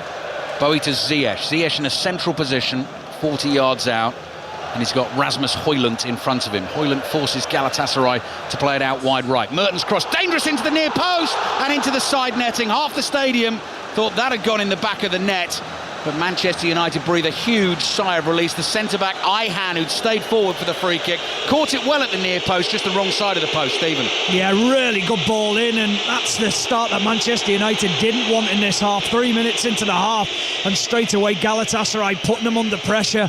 Big opportunity. Onana delighted that it just crept past his left-hand post, but there's the warning sign straight away from Manchester United. Throw in Manchester United on the left, just short of the halfway line. They're in white shirts, red shorts, white socks, playing from left to right in this second half. Galatasaray in the red and orange shirts. Left-hand side of the shirt is red, back and front. Right-hand side is orange. Mertens curling pass, won't find Icardi. Onana was quickly off his line, controls it on his thigh, draws Icardi into him, and then casually picks the ball up. Manchester United, Onana in goal. Wan-Bissaka, Maguire, Lindelof and Shaw the back four tonight. Amrabat and McTominay in front of them. Anthony, Bruno Fernandes, Alejandro Garnacho, with Rasmus Højlund as the centre forward. Marcus Rashford unavailable this evening due to suspension. Of course, the likes of Lisandro Martinez, Casemiro, Christian Eriksen, Mason Mount still unavailable. Flashing lights above. Is that lightning in the sky? I think it is. I really do, because the rain's coming down heavy again. Yeah. But don't worry, the pitch is great. It's in good condition. The ball's still rolling very well. Onana has the ball at his feet inside the Manchester United penalty area. He's all in black. Chips the ball up to the halfway line.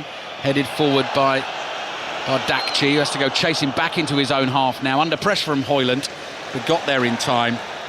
Flicks the ball up in the air, and his centre-back partner Ayhan clears, intercepted by Luke Shaw. Sevilla have a second goal against PSV Eindhoven. We thought they had a second goal in the first half. That must have been ruled out. Here's Shaw's cross from the left in towards the far post beyond Højlund. They do have a second goal now. En-Nesyri has scored. Sevilla 2, PSV Eindhoven 0. In Arsenal's group, Arsenal Lens, full commentary on the way tonight here on 5 Live and BBC Sounds. Galatasaray, Fernando Muslera in goal. Sacha Bowie, Abdul Karim Bardakci, Khan, Ayhan and Angelino, their back four. Tanguy Ndombele, Lucas Torreira as the midfield two. Hakim Ziyech, Dries Mertens, Wilf Zaha in support of Icardi. Galatasaray fans don't like the fact that Manchester United have been given a free kick. Wide on the right, inside the Galatasaray half, and Bruno Fernandes just says to McTominay, let's just take the heat out of it, let's slow it down, I'll walk over here, we'll kill a few seconds, I'll take the free kick. And actually, Given Scott McTominay's goal-scoring form, particularly for his country, he can be quite useful on the end of some of these set pieces. Fernandes drills it across to the left-hand side of the pitch. Sacha Boey heads it away, and it goes out for a throw-in to Manchester United. As I said in the first half, a win is obviously the best result for Manchester United. That is stating the blooming obvious. But if also Copenhagen don't win away to Bayern Munich tonight, then United will start that final round of games in second spot in the group table with their fate in their own hands. The lightning continues to flash in the sky above us. Amrabat low pass, cleverly flicked with the back heel by Anthony to Wan-Bissaka. Down the line to Anthony again on the right. He tries to get it onto that trusty left foot, slides a pass into the box. That's intercepted, couldn't find McTominay. Maguire stoops to head a clearance forward to Bruno Fernandes. United ping it around, and now Wan-Bissaka's on the dribble, coming in from the right. Anthony kills the ball out to Bruno Fernandes, who's gone very wide on the right. Cross in towards the goal. Muslera sort of slaps it away. Seemed to be slightly surprised by it, like it sort of exploded on him as it came into the 6-yard box, and the ball went loose in the box, and Galatasaray have cleared. Ball loose inside the Galatasaray half, and eventually the home team get a free kick. Stephen Warnock. Yeah, I just wonder whether Bruno Fernandes slightly mishit that cross, and it was almost like a knuckleball effect, and it caught the goalkeeper out, but credit to him. Dangerous ball down the right here for Sacha Boey. He crosses, intercepted by Lindelof. It comes flying off Lindelof's left boot and goes behind for a corner to Galatasaray. Both teams needing the win. Both teams will chase the win. Should be a really good second half here, live in Istanbul. Galatasaray fans crank up the volume again, particularly those, the ultras behind the goal away to our left, the end Galatasaray attacking. Ziyech curls it in, headed away to the edge of the box. Garnacho, I think, took a whack in the back of the head there as he went for the header. Manchester United get the free kick. It was Sacha Boey who jumped with him, and Garnacho has gone down, and that will be a sore one. If Manchester United end up drawing the game tonight, then it gets a little bit trickier. Their fate will be out of their own hands because Galatasaray will obviously stay a point ahead of them. Also, if Copenhagen were to win away to Bayern tonight, then Manchester United with a draw here would be out of the Champions League. So a draw makes it dangerous. A defeat means they're definitely out, but at the moment they're leading this game by 2-1, and I can see Stephen Warnock looking through reams of stats on this game so far. Stephen, you were slightly surprised, we're looking at about half-time, that Manchester United's possession in the game was slightly lower than we thought. It felt a bit more even than that. Yeah, it really did. I actually thought maybe on edging towards Manchester United, dominating, but the stats were it was around about 53%. Garnacho on the dribble for United into the Galatasaray penalty area. Shot is deflected. No, it's not. Right-footed effort. Goes behind for a goal kick. Bardakci is booked for complaining about an earlier decision. He thought Galatasaray should have had a free kick earlier in that move. They didn't get one, and Bardakci, for furious protestations, is the third member of the Galatasaray back four to end up on a yellow card. Torreira from deep fires a ball forward with his right foot. Maguire lets it go. Was it Ihan was booked? Oh, and Onana had to be quick there as he clears with his right foot. And it's up towards the halfway line. Anthony's got good pace and skill there to get away from Zaha. Zaha tries to stick with him. Anthony's eventually tackled by Torreira. Did a really good job for Manchester United. Kept the ball, moved them up the pitch and won the throw. I can't believe 3 out the back 4 are booked from Galatasaray. I mean, what is Ihan doing there? Why would you try and get yourself booked in a situation? I mean, he's trying to get booked, but why would you talk yourself into getting booked? I mean, it's just absolutely incredible. But if you're a Manchester United player, go and attack them. Well, that's what Anthony's doing right now. McTominay running ahead of him. Wan-Bissaka in space on the right. Wan-Bissaka's cross. McTominay slides in from close range. Clinical stuff from Manchester United. They restore their 2-goal cushion. What a crucial goal that could be in this group. And it seemed so simple as they built it down the right. Wan-Bissaka's cross. McTominay in acres of space. Got the perfect contact. Galatasaray 1, Manchester United 3. Well, there's your bravery from McTominay, from Wan-Bissaka, from Bruno Fernandes. Bruno Fernandes, we said in the first half, he was picking up some lovely pockets of space, and he finds himself in space. But what happens is Bruno Fernandes drives forward, and McTominay almost runs alongside him, and it gives Angelino a problem. He doesn't know whether to stay with McTominay or whether to go out to Wan-Bissaka. He delays the pass perfectly, Bruno Fernandes, into Wan-Bissaka, and then Wan-Bissaka has the simple pass across the 6-yard box into McTominay, who slides with his left foot and puts it past the helpless keeper. That is classic counter-attack football from Manchester United. 4th goal of the season for his club, for Scott McTominay. He's been scoring them for fun for Scotland as well. He got the 2 late ones, of course, in the 2-1 win against Brentford earlier in the season. Got a goal at Bramall Lane in the 2-1 win at Sheffield United, and now a crucial one in the Champions League tonight. So Manchester United lead Galatasaray by 3-1. And here is McTominay trying to control a ball inside his own half. It wouldn't quite come down for him. Hassled by Torreira, played back to Maguire. Wan-Bissaka lobs it infield. Amrabat just nods it gently forward. Anthony does really well, and there's frustration from Dries Mertens. Has a hack at Anthony. How's that not a yellow card? Well, Dries Mertens picks the ball up and says, I got the ball. Not sure he did. That was a bad challenge, wasn't it? He's just kicked him. I mean, think of Anthony against... who was it when he kicked him? Yes, who was that against?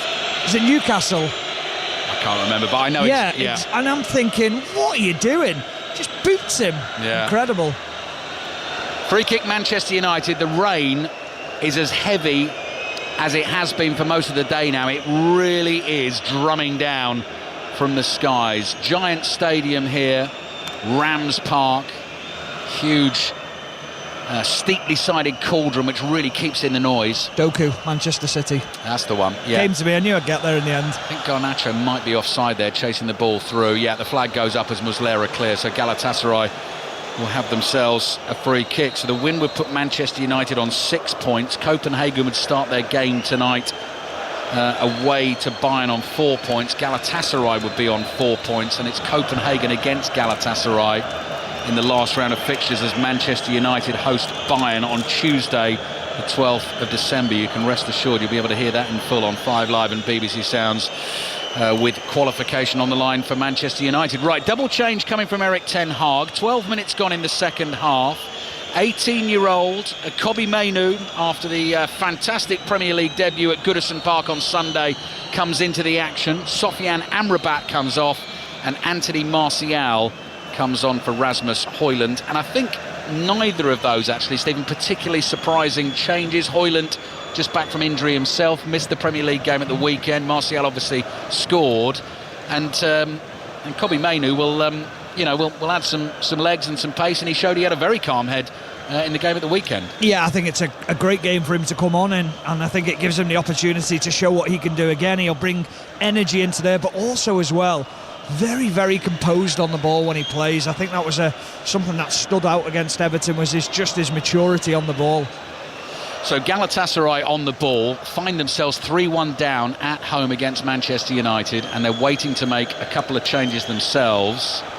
Just having a look back in the record books in terms of English teams coming to Istanbul and winning away to Galatasaray.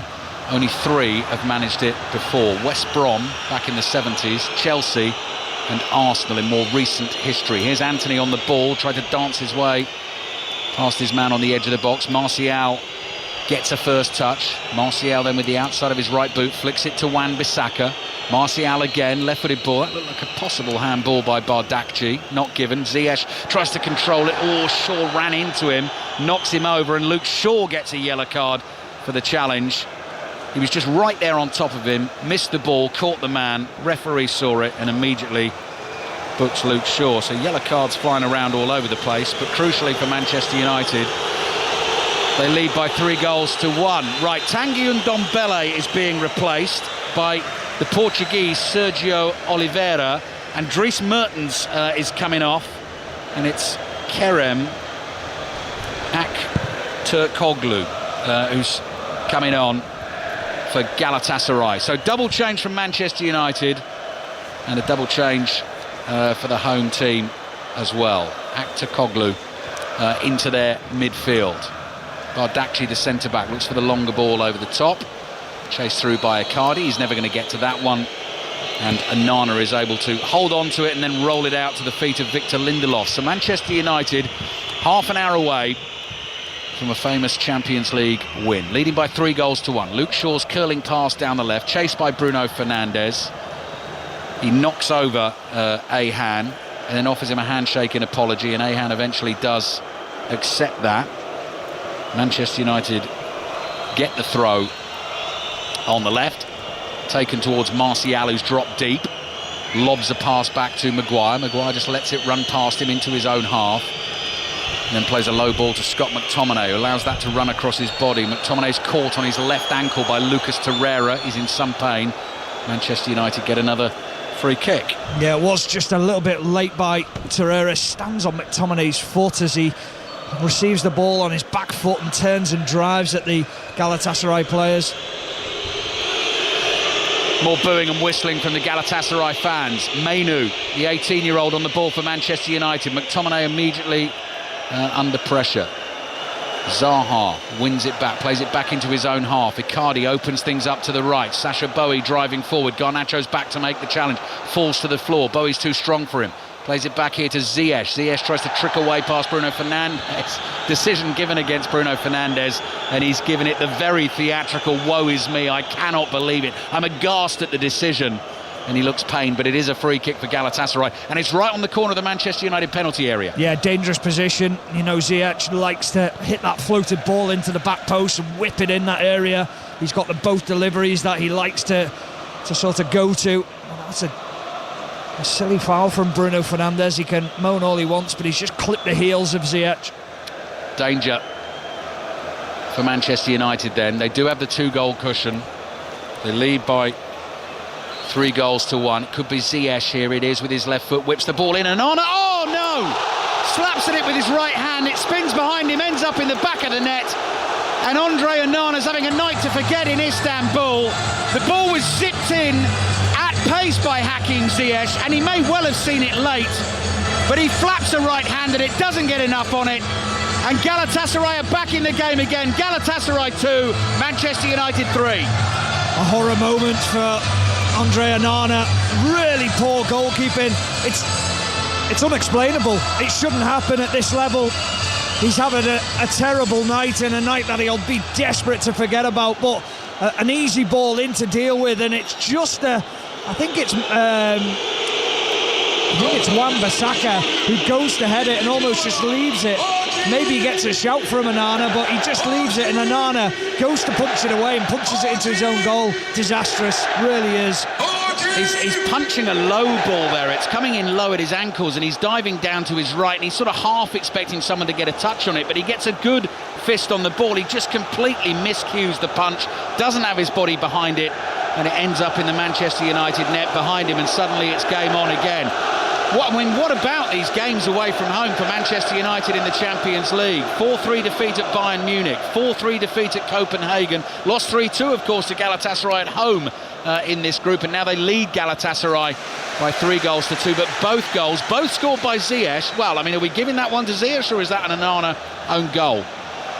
Well, they've been given to Ziyech. On the board. Yeah. No, I mean, you can't do anything about that if you're a Manchester United outfield player. You're just thinking, well, we're so comfortable in this game, and then your goalkeeper makes 2 errors in the game, and it brings Galatasaray back in.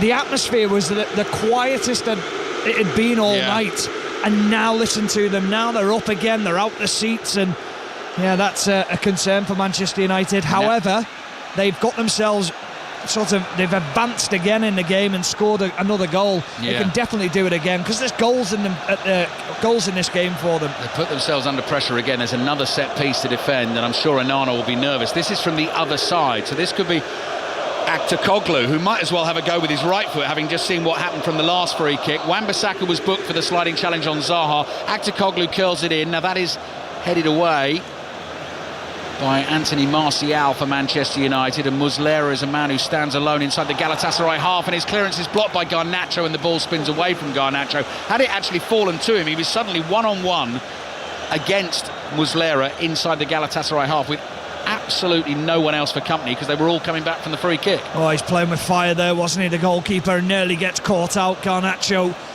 excellent covering the ground and closing the goalkeeper down. Just keeping an eye on Garnacho, whether it has pinged off his hamstring and it's stung it a bit, but he's just limping on that far side a little bit. Can't take your eyes or ears off this one. 5 Live, BBC Sounds, BBC Radio Manchester. Manchester United keeping it very, very interesting, exciting, shall we say. in these Champions League group stages. Leading 3-2. Zaha takes the ball off Wan-Bissaka. Zaha finds Aktoglu with the curling shot, and Onana has that covered. Didn't even have to dive, just moves across to his left, pats it down, and Harry Maguire gives him a big round of applause. Yeah, really good footwork from Onana. He struggled in the game, but this time he just shuffles across and just senses where Aktoglu wants to put the ball. Smart save from Onana. Onana drops the ball at his feet, clears with his right foot. Garnacho heads it infield. Martial will chase. Torreira nips in and pokes the ball back to Muslera. 25 minutes to play. Galatasaray 2, Manchester United 3. Inside this very noisily, lively Rams Park. Icardi, little scoop pass, got that completely wrong. Maguire intercepts on the edge of the Manchester United penalty area. Mainu does well, runs hard, stretches. Ball reaches Bruno Fernandes, curling ball forward. Oh, nearly found Garnacho. Muslera read it off his line. Clears with his right foot. So 3-2 to Manchester United here. Second Champions League commentary of the night comes from the Emirates Stadium this evening. Ian Dennis has the team news ahead of Arsenal Lens. 2 changes for Arsenal. Raya is back in goal instead of Ramsdale, and Havertz, who got that goal at Brentford, replaces Trossard. Thank you, Ian. Clearance from Maguire with his right foot. Straight back to the action here in Istanbul. Bardakci takes it away from Martial. Nearly intercepted by Anthony, who's put in a good performance for Manchester United wide on the right, but it does come off him and goes out for a throw-in to the home team. Scott McTominay does the chasing. Muslera inside his own penalty area. Low pass to his right to Bardakci, who's under pressure from Martial. Back to Muslera again. They're just toying with Martial here.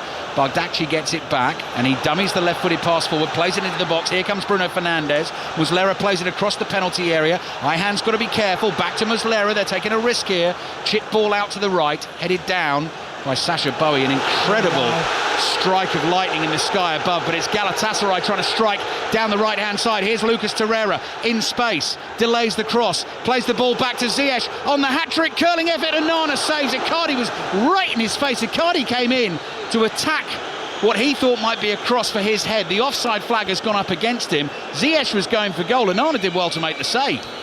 Well, it was incredible football from Galatasaray because they just didn't look comfortable at all at the back, playing it out. Muslera at the back, the goalkeeper, he didn't want the ball at all. And he plays the ball out to the right-hand side and he just drove Manchester United out of position. Suddenly, they're in at goal, and Torreira, he just didn't have that pace to get away from the Manchester United players.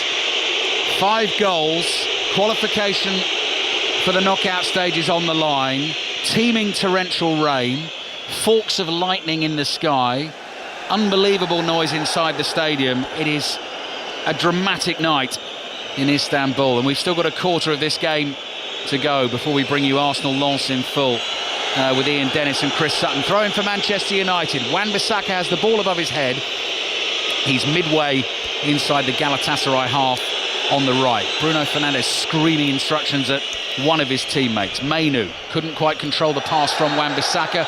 Foul by Wan-Bissaka. Zaha's down, and he picks himself up and plays the ball back to Muslera. Zaha, by the way, has been in good goal-scoring form for Galatasaray in the league recently, and did score against Manchester United, his former club once, at Old Trafford in the 3-2 win that the Turkish side enjoyed earlier in the group. They're just slowing it down for the moment, but they have the ball. Galatasaray, as Torreira plays it across here to Bardakci. Bardakci running forward, scooped pass. Wan-Bissaka heads it away, only as far as Zaha. Uses his strength to hold off a challenge. Little pass through the legs of the defender. Chip forward by Aktoglu.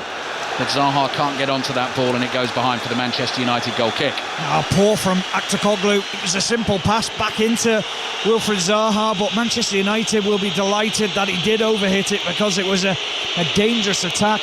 We have a little nutmeg by Wilfried Zaha into Aktoglu. Onana passes out from the edge of his 6-yard box. McTominay's quite happy to receive it.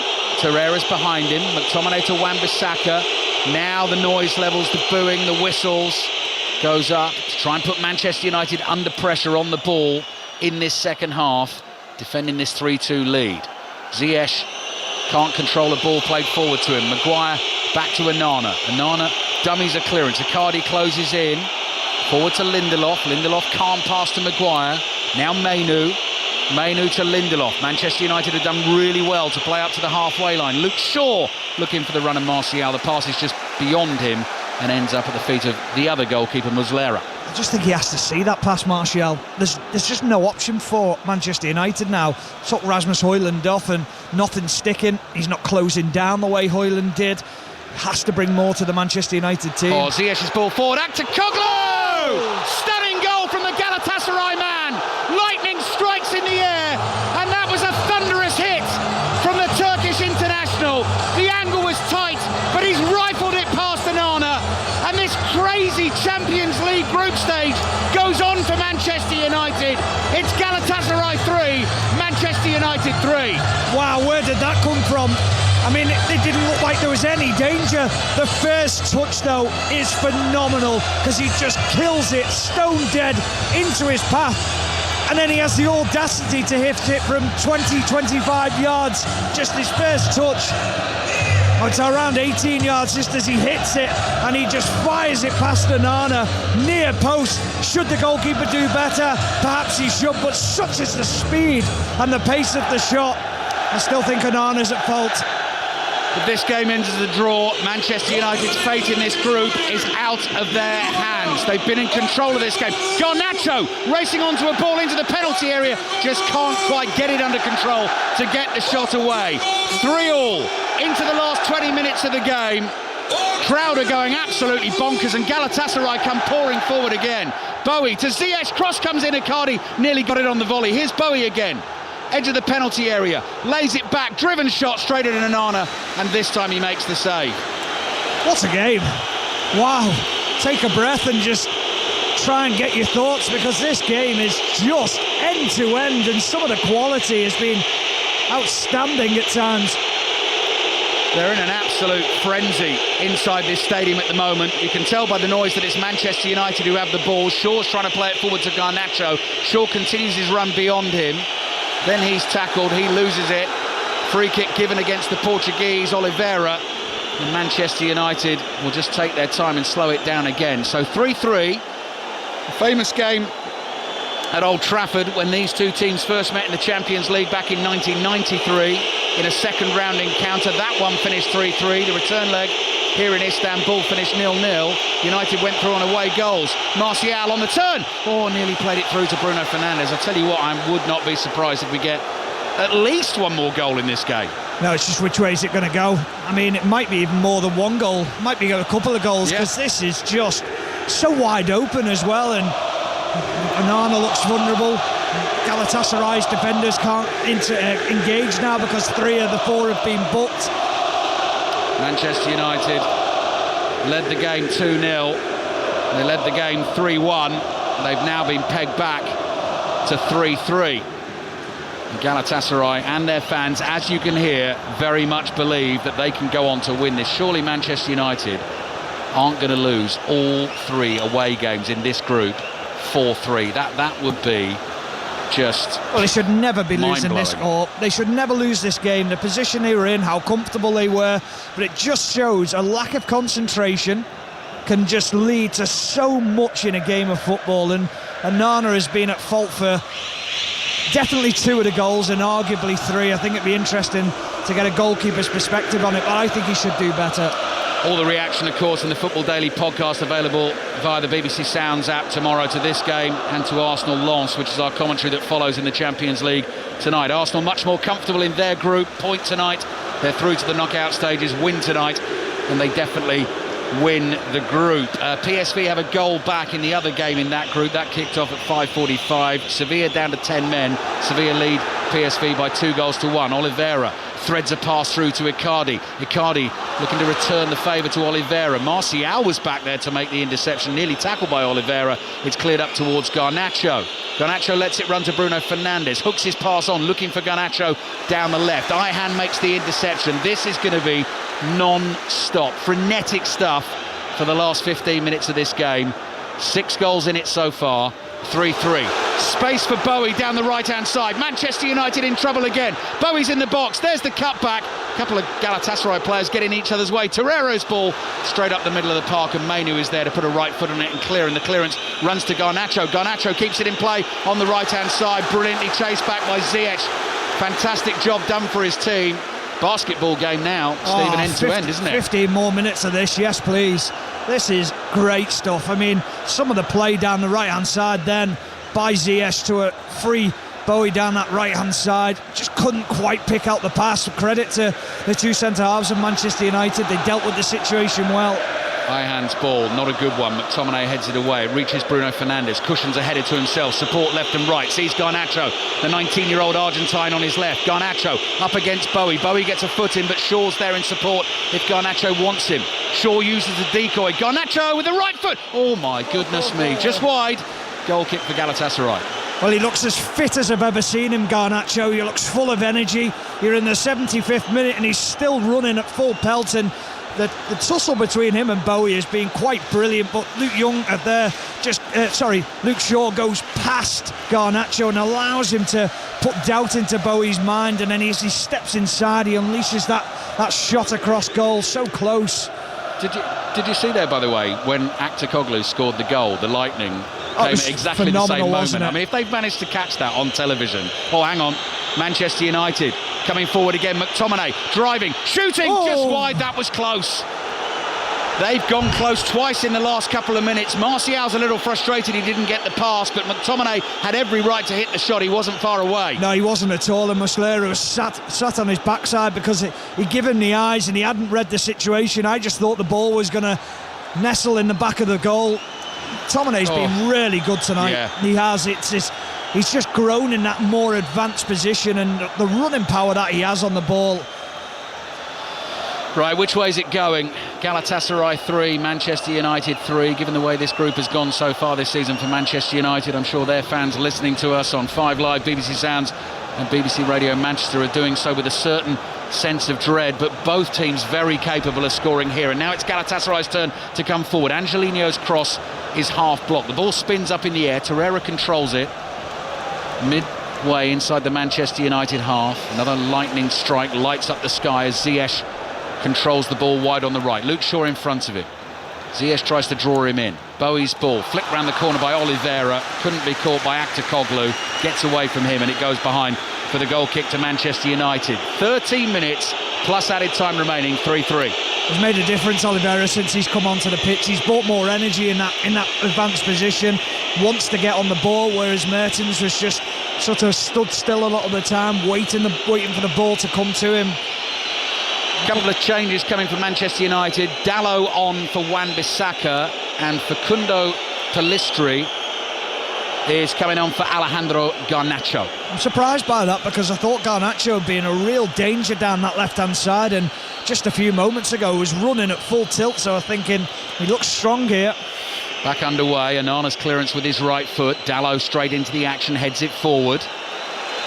Anthony onto it for Manchester United. He's caused Galatasaray problems all evening, trying to get away from Angelino. Lays the ball back here to Dalot inside the Galatasaray box. Still Dalot tries to shoot with his left foot, might fall in the penalty area for Pellistri. The substitute nearly with his first touch could have stuck it past Muslera. Muslera saves. Yeah, good goalkeeping by Muslera. Had to be alive to the situation.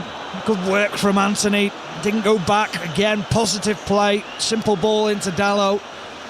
This is, I wouldn't want to call it. I really wouldn't, because it could easily go either way, this game. It's just waves of attack, end to end.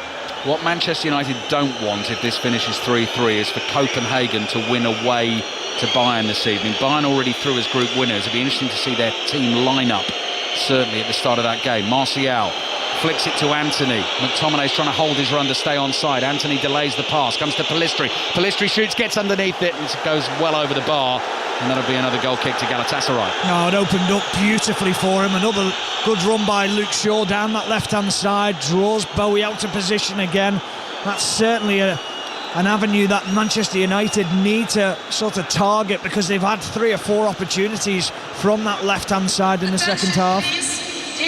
So goal kick Galatasaray, just over 10 minutes to play. Galatasaray 3, Manchester United 3. Muslera drives the ball into the driving rain. Oh, header is won. Just fell awkwardly there, Lindelof. I think he's winded himself, hasn't he? Yeah. Went up high, landed very heavily, came down with a right bang. Oh, yeah. And the referee stopped the game just to check he's okay. So the ball's with Muslera, and that's where we'll restart the game, and Lindelof is going to be all right. Anyone's game. Arsenal Lens on the way, kicks off at 8 o'clock. Full commentary on 5 Live and BBC Sounds. But still 10 minutes plus added time of this game remaining. So drop ball inside the Galatasaray half, dropped at the feet of Torreira. Torreira side foots it to his right, to Ayhan. He plays it across to Bardakci. Bardakci in his red and orange shirt decides to take Martial on. Makes a run to the left, little layoff from Oliveira into the feet of Zaha. McTominay tries to take it off him. Zaha gets away from him. Zaha slides the pass through. Couldn't quite find Akatoglu. Maguire not only intercepts it, but gets Manchester United moving forward. McTominay plays it to his left. Luke Shaw, good pace late in the game from Shaw, driving forward from left back. Here's Pellistri, taken off him, and now Galatasaray might come on the counter. Ball is played down the right-hand side. Mainoo's come across to cover, then it's fed infield, and there's an interception there, and Lindelof is there for Manchester United and plays it forward. And here's Mainoo again, just inside his own half on the left to Shaw. Shaw flicks it down that left-hand side to Pellistri. Bruno Fernandes holds off, looks to get Pellistri away down the left. He's done so. Manchester United making ground into the penalty area. Pellistri still going. Oh! Flicks a right-footed effort just over the bar. Oh, Scott McTominay is furious, absolutely livid with Pellistri, and he's got every right to be, because the set is just on at the edge of the box. Pellistri's off balance, he's never going to get the shot away the way he wants to. McTominay is just prime, ready to get that shot away at goal. Don't be selfish, be unselfish, give your teammate the simple task of getting a better strike at goal. 2 more changes coming for Galatasaray. One of those is the winger Baris Yilmaz, who is going to come on, and the other one is a centre-back, Danish centre-back, Victor Nelson. Muslera's waiting to take the goal kick. The 2 substitutes are waiting to come on. 9 minutes to play. Angelino is the first one to come off, so he's replaced by Victor Nelson, and Hakim Ziyech warmly applauded as he leaves the field. 2 goals to his name. Andre Onana, I think, will kick himself for both, and that's why we're at Galatasaray 3, Manchester United 3. So Yilmaz on and Nelson on for Angelino. Maguire heads the ball away for Manchester United, out for a throw to Galatasaray on the left. By the way, not only the Football Daily podcast there for you tomorrow morning, latest Fantasy 606 podcast, if you play your fantasy football, was recorded live from Istanbul today, so all the advice ahead of game week 14 there for you, available via the BBC Sounds app, with Chris Sutton, who you're here tonight as well at the Emirates Stadium. He's alongside Ian Dennis for our commentary of Arsenal against Lens, and Statman Dave on that pod as well. Throw in for Manchester United. Dalot takes it, it bounces over the head of McTominay. Bruno Fernandes wins a header. McTominay tries to control it inside the Galatasaray half. He can't do so, and the ball just bobbles off his feet and goes out of play for a throw-in to Galatasaray. So the draw, I guess, slightly suits Galatasaray the better, because they've got a point more than Manchester United, and the fact that United have to play Bayern. Galatasaray away to Copenhagen. Yeah, they need a win. I think they need a win, Manchester United, because I think even Bayern, under strength with the quality of their squad, will be a very, very difficult game for Manchester United. Yeah. Just to say, Bardakci has now come across to left-back position. Nelson has gone into that centre-half position. Sacha Bowie wide on the right. Manchester United with some defending to do. Bowie comes in field. Dalot tries to intercept his pass. It runs past him and Zaha.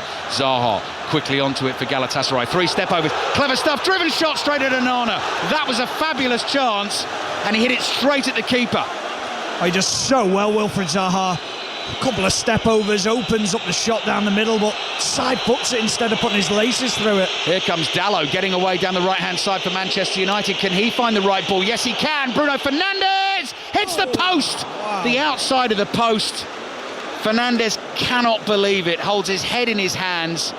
His goal in the first half was a wonderful strike. That one was pretty good too. Muslera at full stretch couldn't get there. Hits the post and goes behind for the goal kick. Yeah, good play. Again, that pocket of space that he likes to find himself in. Almost hits that dipping knuckleball as we talked about earlier on. Muslera had no chance of getting anywhere near it. Crashes off the outside of the post. That would have been perfect for Manchester United with 5 minutes left. Yeah, 5 minutes to go plus added time. Galatasaray 3, Manchester United 3. Shaw's header, but no, there was a little push there on Yilmaz. So that is going to be a free kick for Galatasaray, 10 yards inside the Manchester United half. Andre Onana, who has not had his best evening between the sticks for Manchester United, stands waiting on the edge of the 6-yard box, but this free kick is going to come from deep. I think it's Aktoglu, scorer of the third goal, who's going to take it, and Galatasaray, as you'd expect, have thrown plenty forward. In it comes to the edge of the box. Maguire gets up to win the header. Side-footed pass finds Zaha, corner of the Manchester United area, trying to work it onto the right foot. This time the shot is well over the bar, leaning back off balance, got the power, just couldn't keep it down. Yeah, he went for the power this time because of the attempt earlier on with the side foot, and it was just lashed by Zaha well over the bar. Poor attempt by him. Manchester United nearly away down the left there. Stephen Onana played the ball to Luke Shaw. He stretched, couldn't quite control it. Yeah, we're just starting to see a few tired bodies now, a few tired minds as well. Will it come down to a mistake in this game that settles it? Oh, Aktoglu might get caught in possession just inside his own half. Now the referee doesn't like the challenge on him from either Anthony or Maguire. Maguire's well out of position here, and Galatasaray have taken the free kick. Aktoglu drifts past Bruno Fernandes, tackled by McTominay. This could work for Manchester United. Bruno Fernandes senses an opportunity, left-footed pass. Intercepted by Torreira. Felt he was pushed off balance as he made the pass. Fernandes is walking back. Manchester United have got defending to do. Facundo Pellistri's doing the covering job at left back here. Here's Yilmaz, the substitute on the turn in his green boots. Plays back to Oliveira. Oliveira, powerful run from him. Up to the edge of the area. Left-footed pass looking for Icardi. Icardi didn't have the pace to get there. It goes all the way through to Onana. I think Icardi knew he's offside. He stopped his run. It wasn't the ball. It wasn't the pass. I think he should have taken the shot on Oliveira. Sevilla 2, PSV 2 in the Arsenal group. Arsenal Long's commentary on the way here on 5 Live this evening. Martial, good skill. Bringing the ball in from the left, midway inside the Galatasaray half. Luke Shaw in space on the left. First time ball from him to Pellistri. Cheers, whistles, boos, anything to try and put Manchester United off. Here's Fernandes just outside the area. Flick from Shaw. Chance possibly for Martial. Couldn't get the shot away. Ball falls to Shaw. Right-footed effort. That's blocked as well by Nelson. This time it runs to Pellistri. Luke Shaw's down. Curling effort from McTominay from the edge of the box. Eventually goes wide. Goal kick for Galatasaray, and there's bodies strewn all over this soggy pitch now. Well, I'm wondering why Martial's not hit it, and Bruno Fernandes is asking him exactly the same question. Why haven't you hit it? It's on your left foot, just put your laces through it. Get a shot in at goal. He wants the perfect goal, Martial. It's just poor centre-forward play from him. Galatasaray 3, Manchester United 3. Spontaneous standing ovation around the stadium as Wilfried Zaha leaves the field. Couple of late chances in the game for him, and he turns in turn and applauds all 4 sides of the ground. The German midfielder Kerem Demirbay comes on for Zaha. Not long left now, 89th minute of the game, 3-3. Manchester United will be hoping that Bayern Munich will beat Copenhagen at home this evening. Ian Dennis will keep you across that one during our commentary of Arsenal against Lens. If they do that, Bayern Munich away and clear, you'd have Galatasaray on 5 points from this draw. Copenhagen would still be on 4. Manchester United would be on 4, and that would keep it tight. But if Manchester United could find a late winner somehow, Luke Shaw, having to do some defending, does really well in the left back position. Flicks a little pass here to Lindelof. Lindelof brings it away from Manchester United. Good ball as well up towards Pellistri. He's got 2 Galatasaray players breathing down his neck. He's lost it, but he's fouled, and Manchester United get the free kick as we move on into the 89th minute of the game. They take it quickly from deep. What a run by McTominay. Muslera reads it, heads the ball away. Caught, was he? Referee says play on. Muslera he's fine. Look at it, he's rolling around, doesn't get the free kick immediately. He's back on his feet. Here's Oliveira. 30 yards from goal in the inside left channel. Aktoglu's curling cross too close to Onana. He catches it on the bounce. Oh, you can see what he's trying to do. He just knew that Icardi had got across Lindelof and in a good position to pin him. Tries to feed it in, but the pass isn't quite right. Anthony Martial moving at speed towards the edge of the Galatasaray penalty area. Feeds McTominay. McTominay onto Anthony. Anthony finds Dalot in behind the defence. Cross in. Hits a couple of defenders. Torreira's there. Oh, Pellistri, how's he missed that? Muslera blocks it. Pellistri had The goal at his mercy there from 6 yards out, and Muslera somehow scrambles across and gets in the way. It would have been the winner for Manchester United. How's he not scored? How has he not scored? I mean, what an opportunity. Torreira makes a right mess of it in the 6-yard box, stumbles on the ball, tries to clear it, kicks it against Pellistri, and then Pellistri doesn't have the composure then to put it into the empty net. That is a really poor miss from him. Has to do better. 3 minutes, only 3 minutes of added time. Given all the substitutions we've had in the second half, I'm surprised it's not more than that. It's been an absolutely fabulous game of Champions League football. The pitch has stood up to the conditions brilliantly. Both teams have gone at it. Manchester United will kick themselves. Led 2-0 and 3-1. Andre Onana in particular, I think, will feel guilty for at least 2 of the goals, if not all 3. But Manchester United not worrying about that right now. Attacking in the late stages. Look at Harry Maguire giving it everything. Can't get on the end of that through ball from Antony. It ends up in the gloves of Muslera. So, 3-3, 2 minutes to play. And if it finishes as a draw, Manchester United's fate in this group is out of their own hands. So they could beat Bayern Munich in their final game, but it may not be enough for them to stay in the Champions League. Are we going to get late drama? Ball is headed forward. McTominay keeps chasing. Muslera's just there in time, racing out, and he's sort of one of those Di Canio scissor volleys to clear the ball from the edge of the penalty area. Manchester United take their throw quickly. Antony still looks fresh, finds Dalot on the right. Dalot trying to get the cross in blocked. Late Manchester United corner. Yeah, take your time. Make sure it's set up properly. Make sure that the quality comes in. Allow Harry Maguire and Lindelof to go and attack the ball.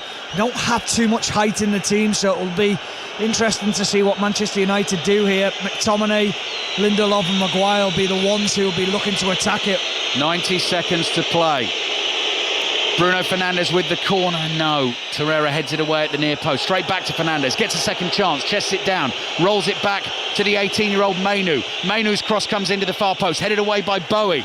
Only as far as Luke Shaw. Luke Shaw looks up. Another cross comes into the Galatasaray area. McTominay's up well. Can't direct the header on target. Goes spinning well wide. And that's another goal kick for Galatasaray. Yeah, the hands on the head tell you everything. He thinks he should do better McTominay in that situation. Catch your breath again. I mean, this is a couple of minutes to go. Can they find a winner, Manchester United? One thing they can't do is concede. That'll be disastrous for them. So, 40 seconds to play. Galatasaray 3, Manchester United 3. The rain has eased. The noise has died a little. It's been some night in Istanbul. Muslera sliced his clearance. Manchester United keep the ball in play with the Pellistri header. Demir Bay is tackled. Throw in, throws it to Oliveira, volleys it forward. Onana comes out to the edge of the box and grabs it for Manchester United. 20 seconds to go. Got to get it forward quickly if they're going to win this game. Bowls it out to Harry Maguire. Maguire's in the right back position. Plays up here to Diogo Dalot. Dalot on the turn, looks to find Antony on the right. And the referee calls proceedings to a halt. An incredible night in Istanbul. The two teams sharing 6 goals. Manchester United's fate in this group is now out of their hands. They led 2-0 through a couple of stunners from Garnacho and Fernandes. They were pegged back to 2-1. McTominay made it 3-1, but Galatasaray came back at them and got the draw in the end. Yeah, first and foremost, magnificent game of football. Great to be here. The atmosphere and everything surrounding the game has been exactly what I thought it would be, but the game itself, Manchester United should win this game. Mistakes have cost them. They were in control of it. Onana's let them down. I know the players will say it's a team game, but he has to do better. He's been bought in for big money. He's a big game player, and he's just not ignited his Manchester United career. And they could rue those mistakes in later on in this group. Incredible game of football in Istanbul tonight. It's finished Galatasaray 3, Manchester United 3. Crazy, chaotic, just the kind of game, Mark, you'd have to watch in your underpants. 3-3. Absolutely. Thank goodness that wasn't called off, Stephen Warnock, from an entertainment point of view. Oh, it was just brilliant. I mean, end-to-end basketball game springs to mind, doesn't it? Mistakes, quality goals.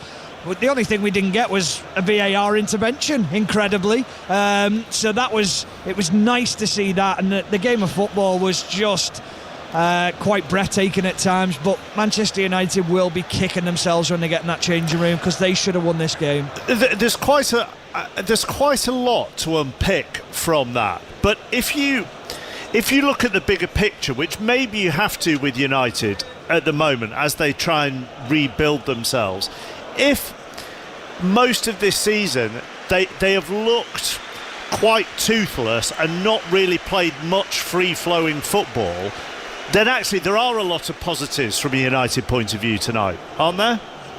Possibly, but if you want to advance and you want to get better, yeah, but I'm not. I'll come on to the advancing in a minute. But just on actually the football they played in an attacking way, there are positives. Yeah, well, I'll hold my hands up. Before a game, you asked me the question about how did he go about it, and I said, well, I don't see Manchester United being able to control the game. Actually, they did that very well at times. It was when they conceded that they sort of went into the shell a little bit, and you're thinking, oh, don't do that, go after them. And when they did play expansive football and open the game up, they got rewarded for it because they created countless opportunities, and that was a positive. I totally agree with you on that. But for all of that, yet again, 3-1 up, and they concede 2 quick goals after that, don't they? I mean, 62nd and 71st, so 2 goals in 10 minutes. Yeah, not good enough, and you look at the goalkeeper and he has to do better. I don't know what your thoughts are on the third goal, but I don't think he should be beaten at the near post. I know it's a great strike, but your positioning has to be better. You have to anticipate that, and it should be a wonder goal to beat you in the far post, not the near post. But he's let his team down tonight, and I don't like saying that too often about players because we all have off nights, and we have off nights in our jobs and things like that, and I've had off days in my games as well. But you've got to do better, and away from home in a game of this magnitude, you just touched on it there about advancing Manchester United as a team. He was brought in to advance Manchester United and replace David De Gea. I don't see it as an advancement in that area. So look, he's not doing this deliberately, and he's making mistakes, and he's making mistakes in quite a lot. Europe in particular, it feels like he's making a lot of mistakes, although he did save a penalty, didn't he, at home to Copenhagen. Now, what do they do rather than hammering him? What do they do about it? Because as a fan watching him, your heart is in your mouth every time the ball goes anywhere near him. Do you think that's going to be the same for his teammates? A little bit. I think there'll be I mean, it's interesting. I remember playing a game I was at Aston Villa at the time. We played against Manchester United, and David De Gea was in his first season. And he wasn't playing particularly well. He was struggling. And I was just stood alongside Wayne Rooney, and I said to him, what's he like? He said, he's unbelievable. And I was like, really? And he said, yeah. He said, he's going to be amazing for us. So that belief was there because they're seeing it every single day in training. We're seeing the small snippets of it in games. So the players will know the true player. It's trying to bring that onto the pitch more often and give him that confidence. And I think if they're seeing that, it won't affect them. But if there's too many mistakes creeping in, it will start to frustrate the players. Look, you're not a goalkeeper. I'm not a goalkeeper. Ali's not a goalkeeper. But there are some times when he tries to make a save, there's almost an element of him trying to make it look more. I don't know whether flamboyant's the right word, or in some ways he tries to force the ball out harder than maybe he needs to. Do you know what I mean? And I thought that for that second goal. Yeah, I mean, he's tried to palm it out, hasn't he? And you're thinking, just pick it up or even just kick it. It was a very, very strange one. Now, I wonder whether just Wan-Bissaka across the eye line causes him a problem. But even still, as a goalkeeper, that anticipation, he might miss it. I've got to be alive for that. I've got to almost sort of see that happening. But I agree with you. I know what you mean. But again, it's just that, whether it's a confidence thing, whether it's just a lack of belief in what he's doing at the moment. And yeah, he's being punished for big things, isn't he? Yeah, there was a save he made in the derby that was quite similar to that, where I think it might have been from a Haaland header or something. Anyhow, where he tried to push it out with greater force, and in the end just pushed it straight up in the air. And I mean, as I say, I'm no goalkeeping expert, but just sometimes you wonder what he's trying to do. And then what do you do, though? Do you persevere with him? Oh, he will do. 100% he will. I think it'll be interesting, though, come the African Cup of Nations, whether he does go, because I think there's been talk he won't go. Because he wants to stay and prove himself at Manchester United. But does he need that break? Would that break do him well and he builds his confidence going away with Cameroon? I'm not so sure. I think it'd be a very interesting one. But why he's here, I think Ten Hag perseveres with him and keeps him in goal. PSV scored in injury time to win 3-2 in the end in Sevilla. So that now takes them to 8 points in the group. 1 behind Arsenal, so there's a little bit more on it for Arsenal tonight. Arsenal have 9 from 4, PSV 8 from 5, Lens 5 from 4, and Sevilla 2 from 5. The Manchester United group, Bayern 12 from 4, Galatasaray 5 from 5, Copenhagen 4 from 4, and Manchester United 4 from 5. So Ali, just doing the mental maths. I was waiting for him to get his calculator out. Yeah, I know. Yeah. So, if Bayern were to beat Copenhagen tonight, then United would have to beat Bayern and hope Copenhagen and Galatasaray draw. Yeah, is that right? Yeah, that's so basically what they really don't want tonight, Manchester United. In fact, it would knock them out of the Champions League. Is for Copenhagen to win away at Bayern. Now we know that is unlikely, but I mean, given this group and what we've seen, you never know. Ideally, yes, that's right. They want Bayern to beat Copenhagen tonight, and then it'll be pretty much, well, in fact, it's even better than as you were, because tonight it started 4-4-3. Then you'd, as you say, you'd have Galatasaray on 5, Manchester United and Copenhagen both on 4. And yes, but it's out of their hands. That's the thing, Mark. Had they won this game tonight and Bayern had beaten Copenhagen, Manchester United would have started that final round of games in second spot in the table, and it would have been in their control. It's not in their control anymore, and I mean, difficult to say what sort of Bayern performance team we'll see at Old Trafford in a couple of weeks' time. But I would go back to your initial point and say, you know, it'll be a huge disappointment if they do get knocked out of the Champions League in the group stages, particularly given the sort of progress they've made under Ten Hag last season to get to this point, to get back in the Champions League. But that performance tonight, the likes of, as you said in the first half, Stephen, Anthony, that's the best I've seen him play for Manchester United. McTominay was excellent. McTominay. Yeah. I think the big thing is, though, from a Bayern Munich point of view, do you try and knock Manchester United out? Do you go strong and go, well, they are a danger. So, really? Yeah, I think it could be one of them, and it's always nice to knock a big team out the competition as well. Just a final one on tonight. I mean, Onana will get an awful lot of the blame.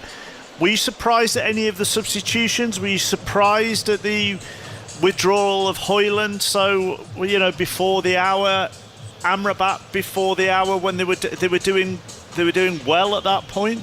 Well, it depends what the medical department have said, Sure. and what the advice is being given on those two players. It might, I mean, you've also got to take into account the pitch, and that might have been actually quite heavy on the legs, so it could have been at the pitch. We haven't been privy to see it. We can't, I mean, from our point up here, our viewpoint, it looks really good.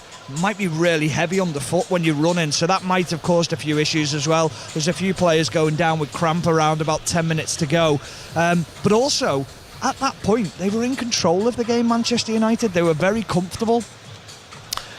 We will leave it there. We shall leave you to go into the Istanbul night in just your underpants as a team. Well, thank you very much. Oh, yes, sorry. I was just thinking, Mark, it was a stupid thing to say that, because if someone wasn't listening to the start of our programme, they're going to think, what on earth? Does Alistair Bruce Bill watch exciting football in his underpants? Is that what on earth? Do you want to explain very quickly? We got absolutely soaked on the way here. Torrential rain all day, and our engineer Owain, his trousers were so wet he decided actually it'd be better to try and dry them on one of the railings behind us in our commentary box. So sat here for the rest of the evening in his underpants.